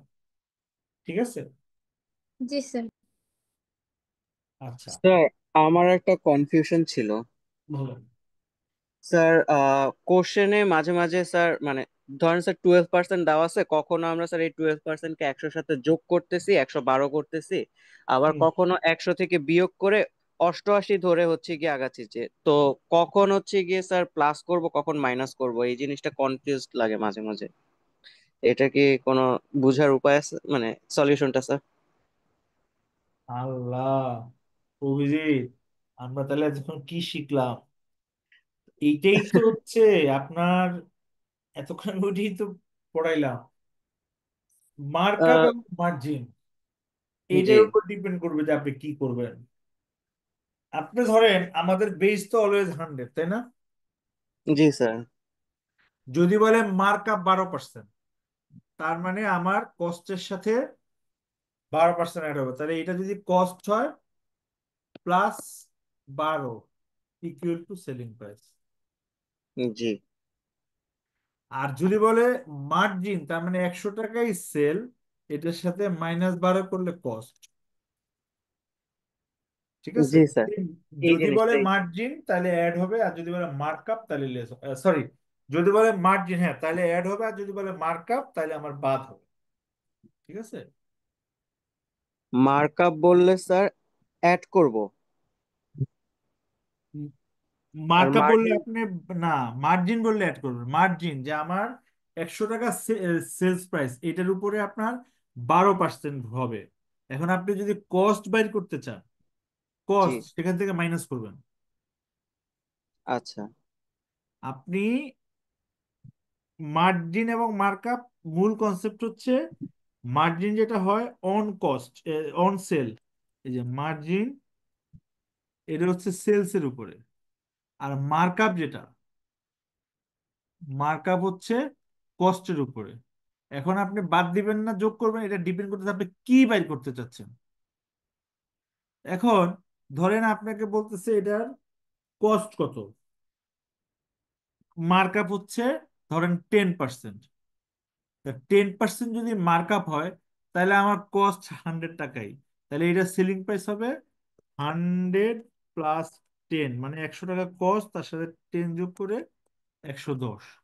আবার এমন যদি হয় যে না আমার 100 আছে আর বলতেছে মার্জিন 10%, এখানে কস্ট বাই করো, তাহলে এটার উপরে যে 10% 10 টাকা, সেটা মাইনাস করলে আপনার 90 টাকা হচ্ছে কস্ট।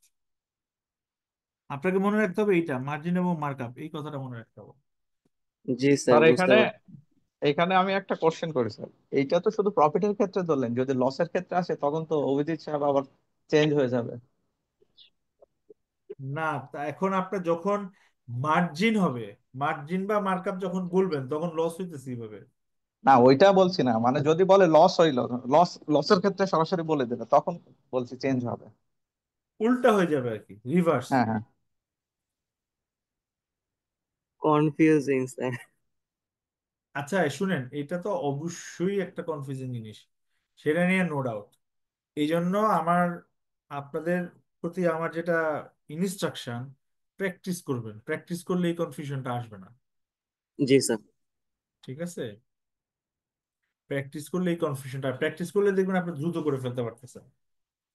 হ্যাঁ, জি তো আছে স্যার। প্র্যাকটিসটা করলাম। স্যার আমাদের ম্যানুয়ালে যেসব প্র্যাকটিসের কোশ্চেন আছে ওগুলা ওগুলো প্র্যাকটিস করলে কি না? এনাফ বলবো না, তবে অনেক দূর আগাইতে পারবেন। যেহেতু ওগুলি সবাই প্র্যাকটিস করবে, আইসিবি বা যিনি প্রশ্নকর্তা উনি অবশ্যই সেখানে কিছু টুইস্ট করবেন, একটু এদিক ওদিক করবেন। আপনাকে কনসেপ্টটা ক্লিয়ার রাখতে হবে। এই যে যেমন আমি 4টা আপনার ম্যাথ করালাম, এই 4টা এই ডাইমেনশন মুখস্থ করে রাখলাম তাহলে হবে না। আপনার কনসেপ্টটা যদি বুঝেন, আমি এখন যেই অ্যাঙ্গেলে যেইভাবে প্রফিট লস লাভ কম বেশি যাই বলি না কেন, আপনি বুঝে ফেলবেন। ঠিক স্যার আছে? আমরা এটা প্র্যাকটিসের উপর থাকলে এটা মাইন্ডে সেট হয়ে যাবে আশা করি। Exactly, that's what I am saying. আমি সামনে আগাই। জি স্যার। আচ্ছা, এইখানে এটা একটু আপনারা নিজেরা করেন, আমি ম্যাথটা দিয়ে দিলাম। একটু করেন। এটাও বইয়ে আছে, আপনারা চাইলে বই থেকে দেখেই নিতে পারেন, কিন্তু বই থেকে না দেখে আপনারা একটু এটা করার চেষ্টা করেন, তাহলে আপনাদের প্র্যাকটিসটা হয়ে যাবে। ঠিক আছে, একটু করেন। Okay sir.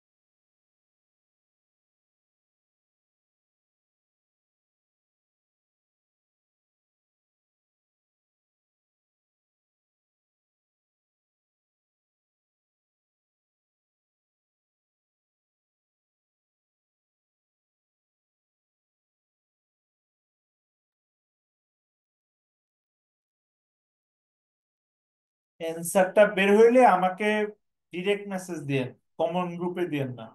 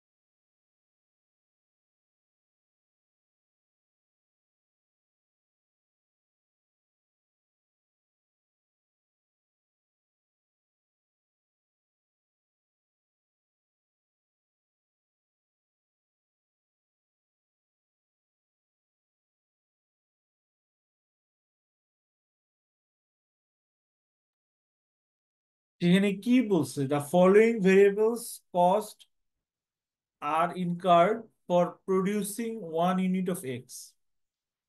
টাকা পার ইউনিট, ভেরিয়েবল ম্যাটেরিয়াল 8 টাকা পার ইউনিট, আর ভেরিয়েবল লেবার এট টাকা 14 পার আওয়ার 42। তার মানে আমার 3 14 42 3 ঘন্টা লাগে বানাইতে, প্রতি ঘন্টায় আমি 14 টাকা দিই, ঠিক কি না? হ্যাঁ, প্রতি ঘন্টা 14 টাকা, প্রতি ইউনিটে লাগে ঘন্টা 42 14 টাকা, টাকা 3 ঘন্টা আমার কাজ হয়। ওকে।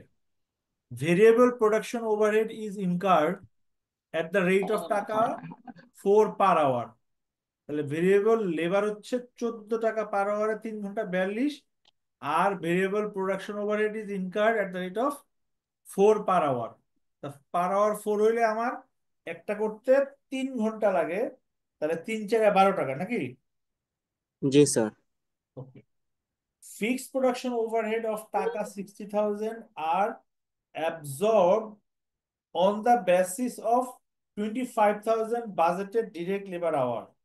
এখানে বলতেছে যে আমার ফিক্সড প্রোডাকশন ওভারহেড, ভেরিয়েবলটা তো আমি 12 টাকা করে পেয়েই গেলাম, আর ফিক্সডটা হচ্ছে টোটাল 60,000 টাকা লাগে, সে বাজেটের 25,000 ধরে সে হচ্ছে এটাকে অ্যাবজর্ব করে।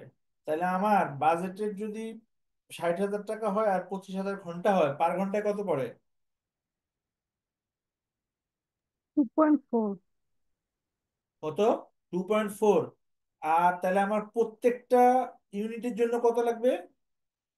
7.2। 7.2। আচ্ছা, তাহলে আমার কি কি আসলো? 8, 42, 7.2। 12, 7.2। 7. আচ্ছা, এরপরে বলছে other overheads are recovered at 5% of the production cost. তার মানে আমার এই যে উপরের চারটা বললাম, এই চারটার উপরে 5% অ্যাড হবে, তার সাথে গিয়ে আমার selling price is set to recover full cost plus 50%। তার মানে আমার যা কস্ট আসবে তার সাথে 50% অ্যাড হবে, তাহলে সেলিং প্রাইস কত? যেটা আমরা বলতেছিলাম 8 টাকা দেওয়া ছিল, 42 টাকা দেওয়া ছিল।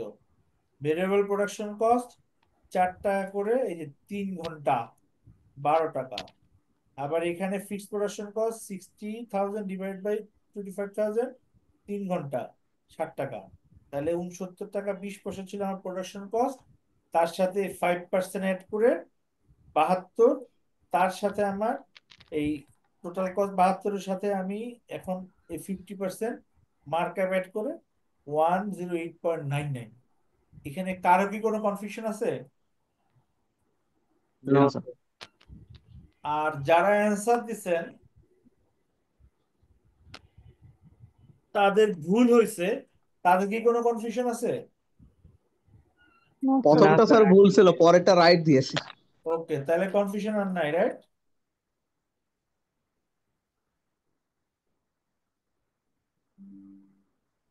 জি স্যার, এখন কনফিউশন আছে। টোটাল টোটাল যেহেতু 5% বলছে, তাহলে ফিক্সড ওভারহেডটা হচ্ছে এটার ভিতরে আসবে। এটাই মিস্টেক হয়েছিল স্যার।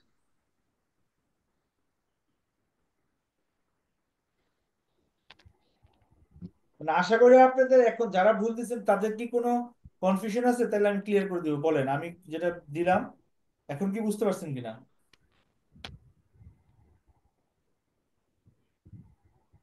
জি স্যার, এখন ক্লিয়ার। Okay, thank you. যদি ক্লিয়ার হন তাহলে এইটা একটু দেখেন। The full cost of providing a service is 40 per hour। Total cost হচ্ছে 40 টাকা per hour, and its selling price is currently determined as full cost plus 60%। তার মানে আমার যদি টোটাল কস্ট হয় 40, 40-এর সাথে আমি 60% অ্যাড করবো, কি এটা হচ্ছে কস্ট প্লাস 60%, দ্যাট ইজ 24 টাকা, রাইট? ঠিক কিনা? जी sir. Sir, Each of the following separate situations calculate required profit markup percentage.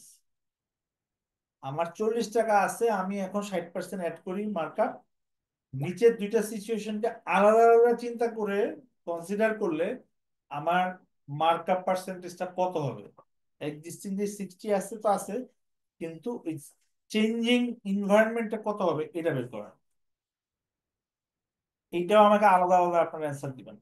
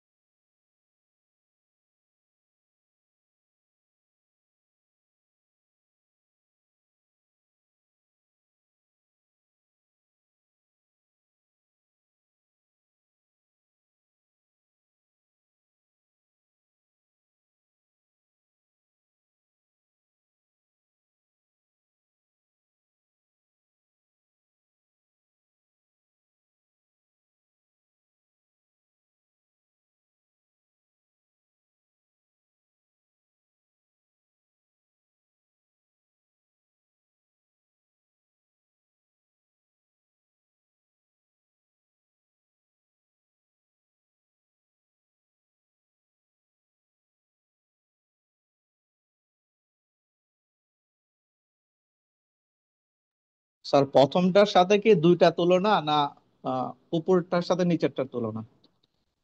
আপনার বক্সের ভিতরে ঘটনাটা আলাদা আলাদা। প্রথম প্রশ্ন হচ্ছে উপরের অংশ প্লাস প্রথম বক্স, আর দ্বিতীয় প্রশ্ন উপরের অংশ প্লাস দ্বিতীয় বক্স। ঠিক আছে? দ্বিতীয় প্রশ্নটা স্যার? আপনার আপনার প্রথম অ্যান্সারের সময় আপনারা চিন্তা করবেন এই দুটো জিনিসকে একসাথে, হ্যাঁ এটা ঠিক আছে, আর পরেরটার দ্বিতীয় প্রশ্ন ক্ষেত্রে। যখন করবেন তখন এই দুটো জিনিসকে একসাথে। এটা এটা ও, তখন চিন্তাই করবেন না যে এটা আছে। আচ্ছা ঠিক আছে।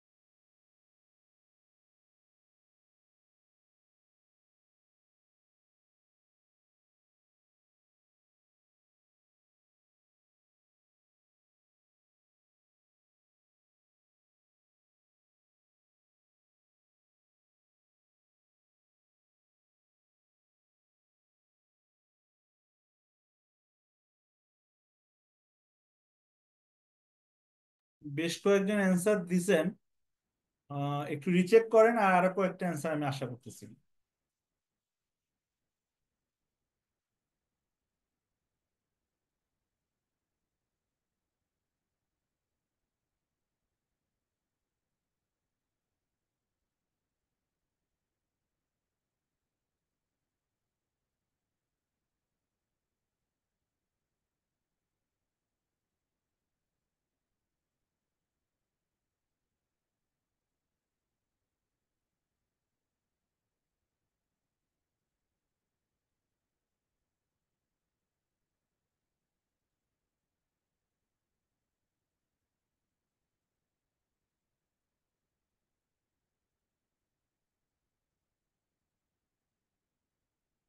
আচ্ছা,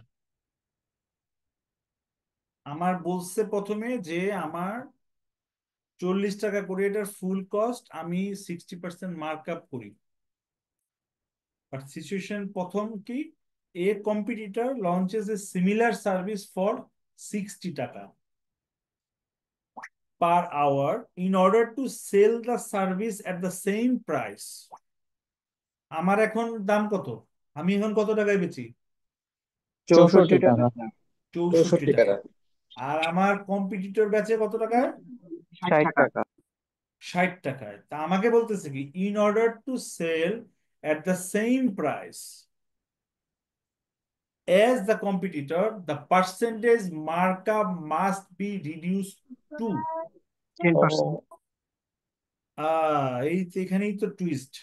যিনি 10% বলছেন, আপনার অঙ্ক ঠিক আছে, কিন্তু আপনার এই প্রশ্নের উত্তর ভুল বলছেন।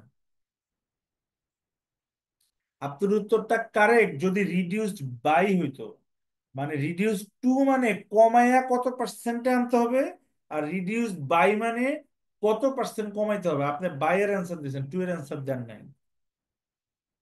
আমার হবে 50%। কিভাবে আসলো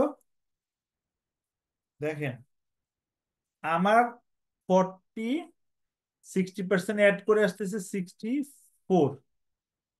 আমারে বলতেছে এটা 60-তে বেচতে হবে। 60-তে যদি বেচি আমার প্রফিট কত হবে? 20 না? 60 মাইনাস 40 আমার কস্ট ইকুয়াল টু 20 না? জি স্যার। তাহলে 20টা কস্টের কত পার্সেন্ট আমার?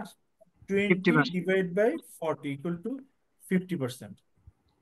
তাহলে রিডিউস টু এই 60 থেকে 50%। আর যদি বলতো রিডিউসড বাই, এই যে এই জায়গায় যদি রিডিউসড টু এর জায়গায় বাই বলতো, তাহলে আমার বানাইতে হইতেছে 50%, আগে ছিল 60, তাহলে বাই 10%।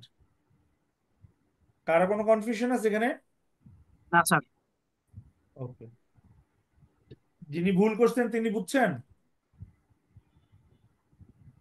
G sir. এই যে আমি বললাম না, জলজান্ত উদাহরণ, যে আপনি যদি টু আর বাই মিস করাতে প্রশ্নটার অ্যান্সার ভুল দিবেন। আর আপনি শিওর থাকেন এই প্রশ্ন যদি আসে, তাহলে আপনার 10ও থাকবে, 50ও থাকবে। আচ্ছা, আমরা এবার পরেরটা যাই। পরেরটাই বলছে দা, এটা কিন্তু ঠিক আছে। এই যে 40 টাকা হচ্ছে আমার কস্ট, 60% কস্ট প্লাস আমরা করি। সিচুয়েশনটা কি, the full cost of providing the service increase two 50%। যেটা আমার 40 ছিল সেটা বেড়ে এখন 50 টাকাতে চলে গেছে, 40-এরটা পার আওয়ারে। The required markup percentage to achieve the same absolute value, মানে হচ্ছে of the markup per hour services, আমার অ্যাবসুলেট ভ্যালু কত? 24। 24। আমার দাম বেড়ে গেছে 50। আমি যদি সেম পাইতে চাই তাহলে বেচতে হবে কত টাকায়?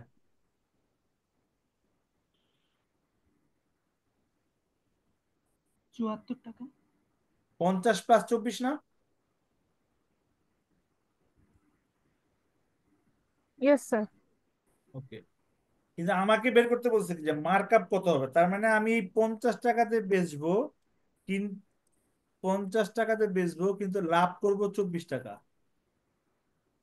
তাহলে এই 24 টাকা 50-এর কত পার্সেন্ট, কত পার্সেন্ট হয়? 48। 34 হয়? 48। 48 হয়? দেখেন তো, গুণ করলে এটি তো হওয়ার কথা, তাই না? জি জি স্যার, স্যার ঠিক আছে। 48। এখন ক্লিয়ার সবাই?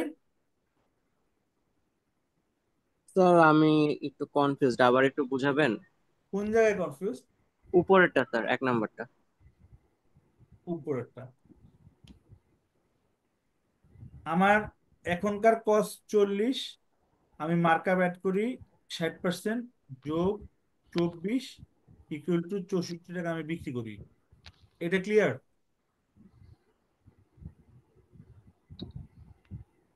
ইমরান, আমি একটা মিটিং আছে, আমি পরে আপনাকে ফোন দিচ্ছি, হ্যাঁ? এটা ক্লিয়ার? জি স্যার। ওকে, এখন সিচুয়েশনে আসেন। কম্পিটিটর সিমিলার জিনিসটা, যেটা আমি 64 টাকায় বিক্রি করি, সেটা সে 60 টাকায় বিক্রি করে per hour, in order to sell the service at the same price.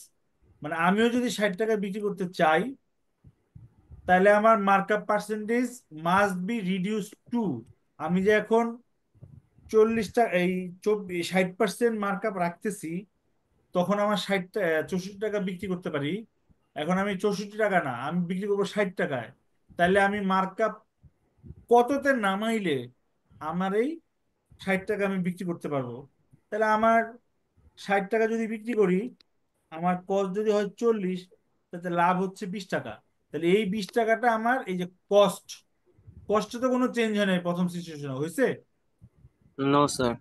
হয় নাই। তাহলে এই যে 20 টাকা 40 টাকার কত পার্সেন্ট? 50%। তার মানে আমি 60 থেকে যদি 50%-এ নামাই, রিডিউস টু 50%-এ নামাই, তাহলে আমার এই যে সেম প্রাইস আমি বিক্রি করতে পারবো। ক্লিয়ার? জি স্যার, ক্লিয়ার। ঠিক আছে। পরেরটা, পরেরটা ক্লিয়ার নাকি ওটাও লাগবে?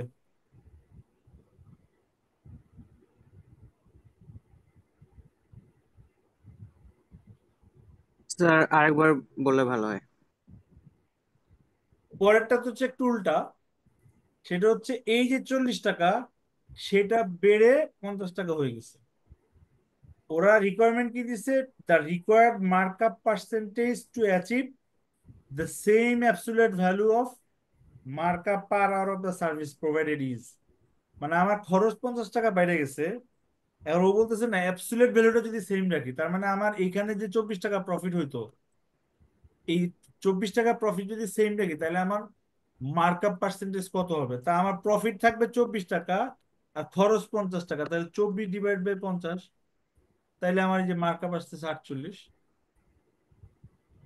জি স্যার, বুঝতে পারছি।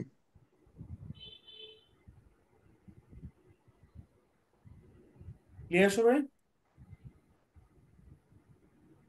জি স্যার, ক্লিয়ার।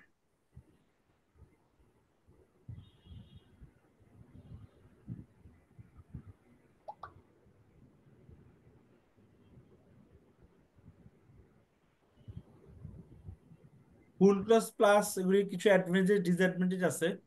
আই হোপ এটা আপনারা দেখে নিতে পারবেন, আমার লাগবে না। তারপর যদি কারো কোনো প্রশ্ন থাকে করবেন।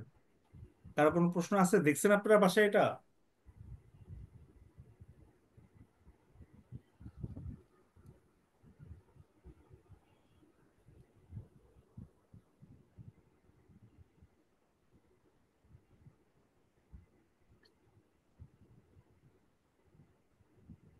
আছে কোনো প্রশ্ন? আচ্ছা, একটু আগে যে সিনারিও গুলি আমি আলোচনা করছি, অনেকেই দেখলাম অ্যান্সার একটু ভুল দিছেন। মানে যতজনই ভুল দিছেন, পরে আপনাদের ভুলটা ভাঙছে কিনা?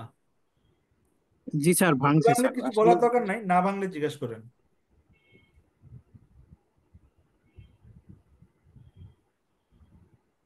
স্যার কস্ট ওভাররানস কি?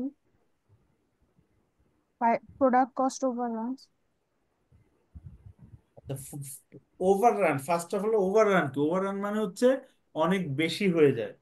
Full cost plus pricing a product cost overrun, মনে করেন আমাদের যত কস্ট আছে সব যদি আমি প্রোডাক্টকে ডিস্ট্রিবিউট করে দিই প্রাইসিং করার সময়, তাহলে অবভিয়াসলি আমার অনেক বেশি আপনার কস্ট হয়ে যাবে না? হোয়ারএজ কিছু কস্ট আছে অলরেডি আমার ফিক্সড কস্ট, মানে এটা আমার হবেই, আমি প্রোডাকশন করি আর না করি। যেমন আমার ফ্যাক্টরির রেন্ট, আমি প্রোডাকশন করি বা না করি, ফ্যাক্টরি রেন্ট আমার দিতেই হবে। তাহলে আমার একটা ডিসিশন মেকিং এর ক্ষেত্রে this should not be a decision criteria. মানে আমার তো অলরেডি যেটা হয়েই যাবে, সেটা আমার ক্রাইটেরিয়ার পার্ট যদি হয়, শুধু শুধু আমার কস্টটা অনেক বেড়ে যাবে, তাই না? Yes sir. ওভাররান মানে বেড়ে যাওয়া।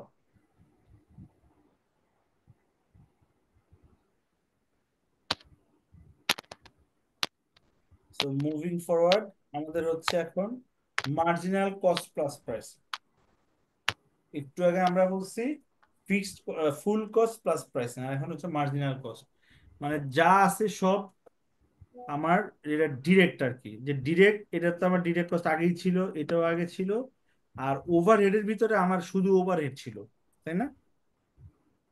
ওভারহেডের ভিতরে ভেরিয়েবল ওভারহেড না বললে শুধু ওভারহেড ছিল, তার মানে আমার ফিক্সড পোর্শনটা অ্যাড ছিল, এখানে ফিক্সডটা নাই। তাহলে এই দুইটা ইটসেলফ ভেরিয়েবল, এটাও ভেরিয়েবল, আর এখানে শুধু ভেরিয়েবল পার্টটা নিছি।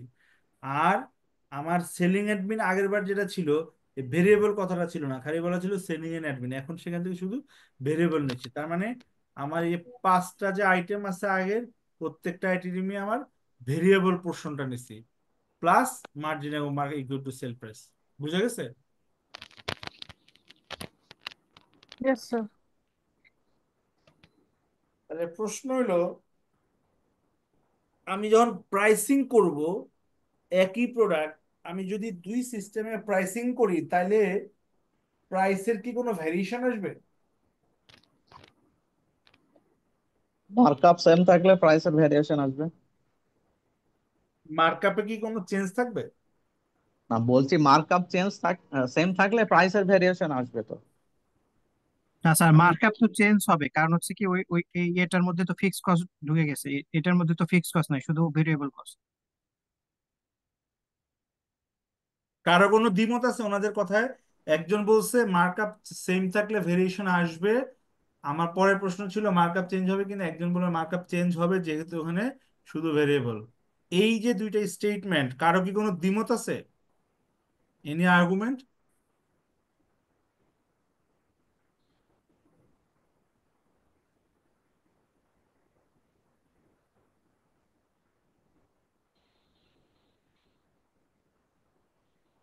কোনো দ্বিমত নাই মানে দুইটা জিনিস হইতে পারে, একটা হচ্ছে আপনারা বুঝেন নাই ওনারা কি বলছে, আরেকটা হইতে পারে না আপনারা সবাই বুঝছেন।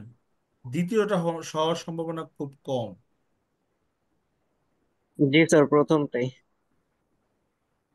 ওকে, আসেন আমরা একটা সিম্পল হিসাব। দ্বিতীয় জন যে কথাটা বলছে যে আমার শুধু ভেরিয়েবল, একটা জিনিস মনে রাখবেন,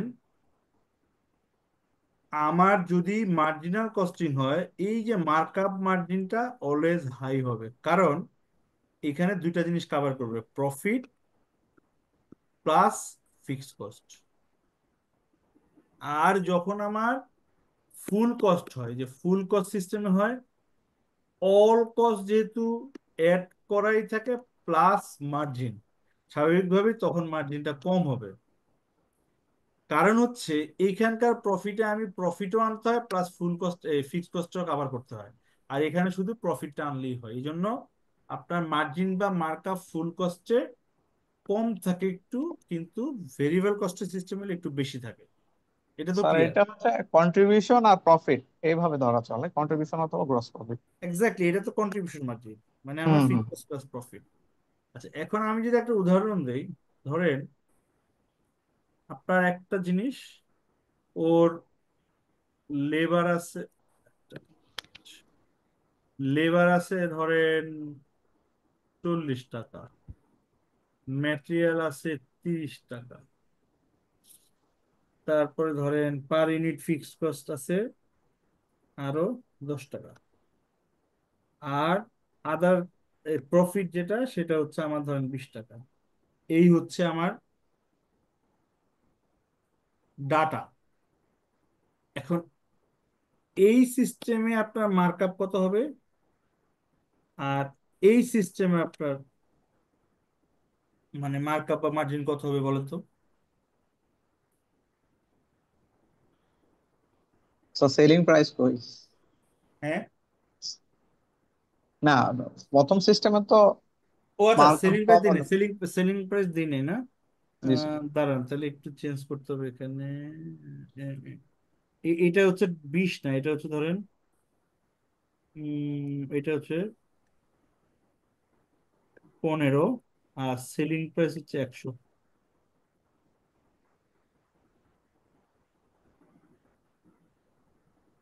স্যার 40, 30, 10 আর 15 এই চারটা ফিগার দিচ্ছেন স্যার, তাই না? হ্যাঁ হ্যাঁ, 40, 30, 10, 15, আর সেলিং প্রাইস হচ্ছে 100। স্যার আবার একটু পরে দেন। আমার লেবার হচ্ছে 40, ম্যাটেরিয়াল 30, তারপরে আপনার ফিক্সড কস্ট, যেটা ফিক্সড কস্ট হচ্ছে 10, প্রফিট 15।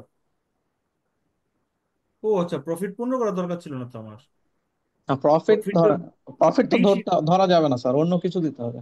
স্যার না না না, প্রফিট, প্রফিটও ধরা যাবে। প্রফিট যেহেতু দেওয়া আছে এগুলা যোগ করলেই তো সেলিং প্রাইস হয়ে যেতেছে, না আলাদা না করে তো না, আর সেলিং আমি প্রাইস। আবার বলতেছি, প্রফিটও ধরা যাবে, অসুবিধা নেই। আপনার ম্যাটেরিয়াল এটা ধরেন 40, লেবার 30, ফিক্স কস্ট 10, আর প্রফিট হচ্ছে 20।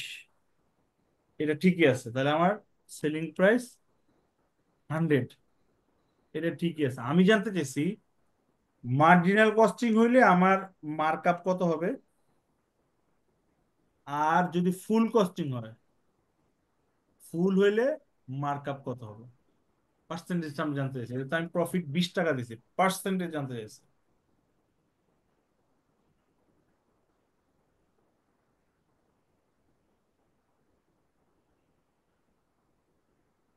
স্যার একটা হবে 25 আর একটা হবে 30%। 5% কোনটা হবে? 30%।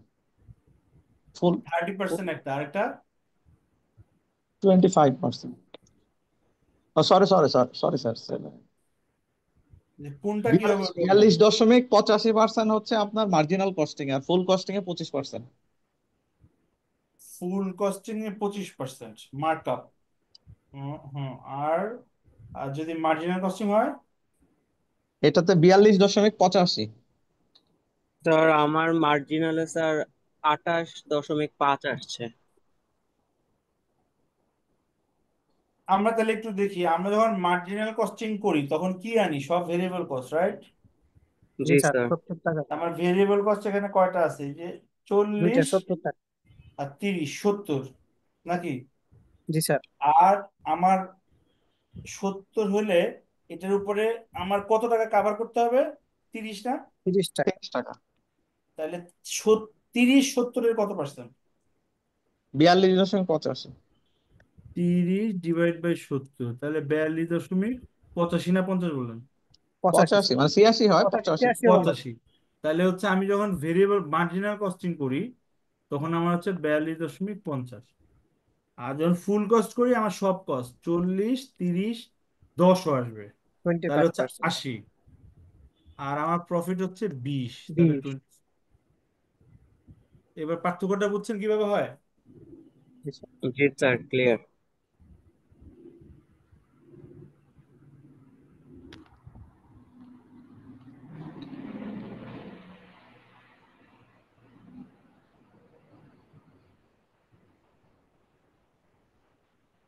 এটা একটু পড়েন।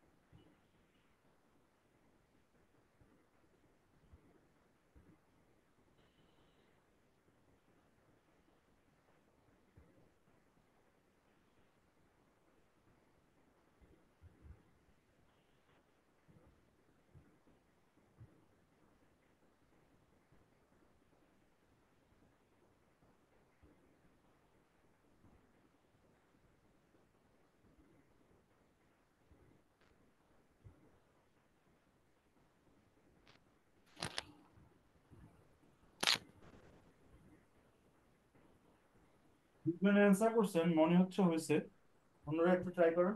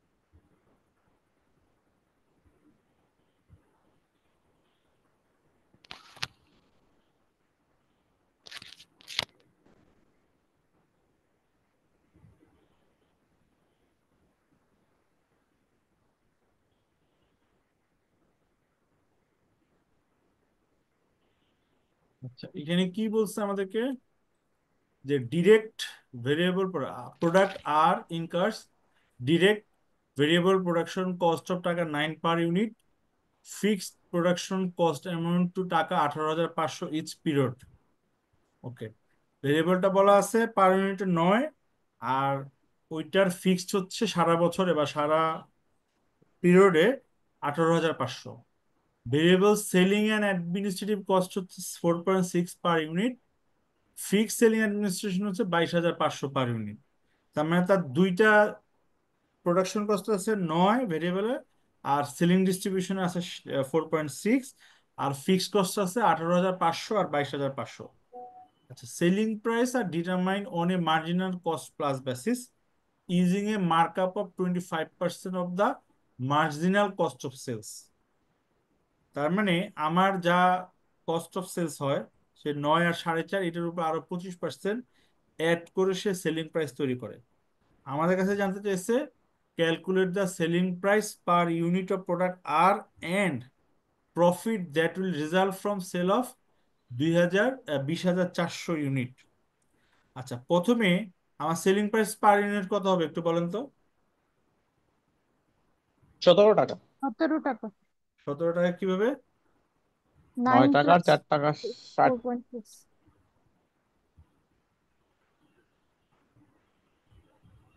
একটা, সরি, হ্যাঁ, আমার কিভাবে আসতেছে?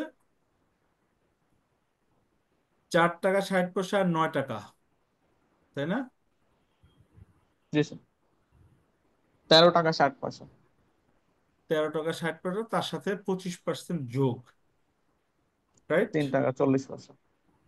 ওকে, এই যে আমার 9 টাকা, 4 টাকা 60 যোগ করে 13 টাকা 60, তার সাথে মার্কটা 25 করলে 3.4, 17।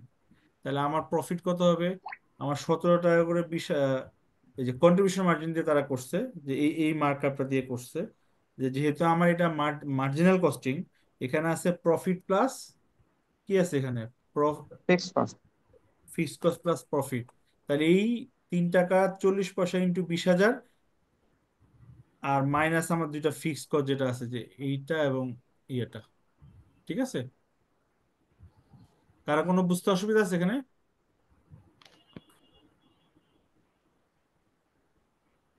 স্যার, 3 টাকা 40 পয়সা দিয়ে গুণ করলাম কেন, ডিরেক্ট 17 দিয়ে না করে? কারণ হচ্ছে আমার কন্ট্রিবিউশন মার্জিন তো এটাই, তাই না? এটাই তো আমার কন্ট্রিবিউশন মার্জিন। জি স্যার। আমি যদি 17 দিয়ে গুণ করতাম তাহলে কি হইতো? ধরেন আমার এই যে 17 ইন্টু 20,400, এটা তো টোটাল সেলিং প্রাইস। তখন এটার থেকে যে ভেরিয়েবল কস্ট যেটা, এই যে 9 ইন্টু 20,400 প্লাস 4.5, এটা ইন্টু 20,400 যেটা হয়, সেটাও বাদ দিলে আলটিমেটলি আমার এটাই আসতো। দেখেন একটু করে, 17 ইন্টু 20,400 কত?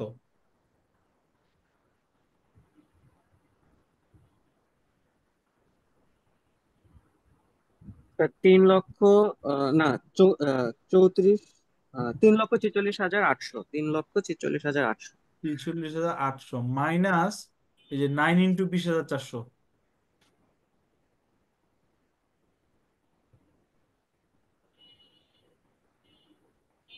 1,83,600। 1,83,600 minus 4.6 into 20,400।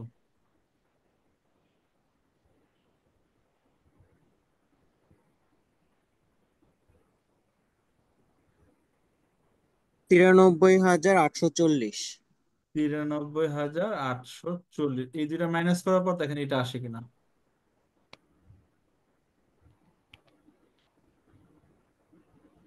Sir selling price 17টা আরেকবার বলতে। একটু আসতেছি, আসে ওটা 69,360 আসে। জি স্যার, আসছে। ওকে, আচ্ছা সেলস 17 যেটা হয়েছে, ওই যে আমার উপরে বলে দিচ্ছে না যে আমার ভেরিয়েবল কস্ট প্লাস 25% মার্কআপ, তাই না? আমার ক্লিয়ার ঝামেলা করতেছে আর তো। এই যে আমার এখানে যেটা বলছে যে ভেরিয়েবল কস্ট, এই যে determine on marginal cost plus markup 20%, তাহলে মার্জিনাল কস্ট হচ্ছে আমার এই 9টা, এই যে 9 টাকা, আর হচ্ছে আপনার 4 টাকা 60 পয়সা, এই দুইটা যোগ করে সেটার সাথে আর 20% অ্যাড করলে আপনার 17 টাকা আসে। ঠিক আছে, বুঝে আসছে এ পর্যন্ত? স্যার কারো কোনো প্রশ্ন আছে এ পর্যন্ত? এনি কোশ্চেন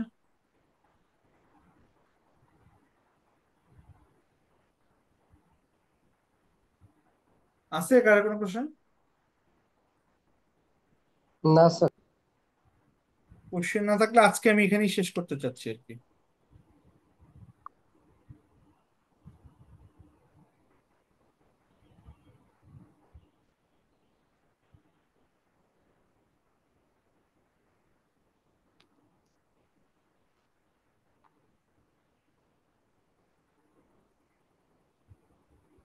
নেক্সট ক্লাসে এটার বাকি অংশটুকু ক্লাস প্র্যাকটিসটা করব।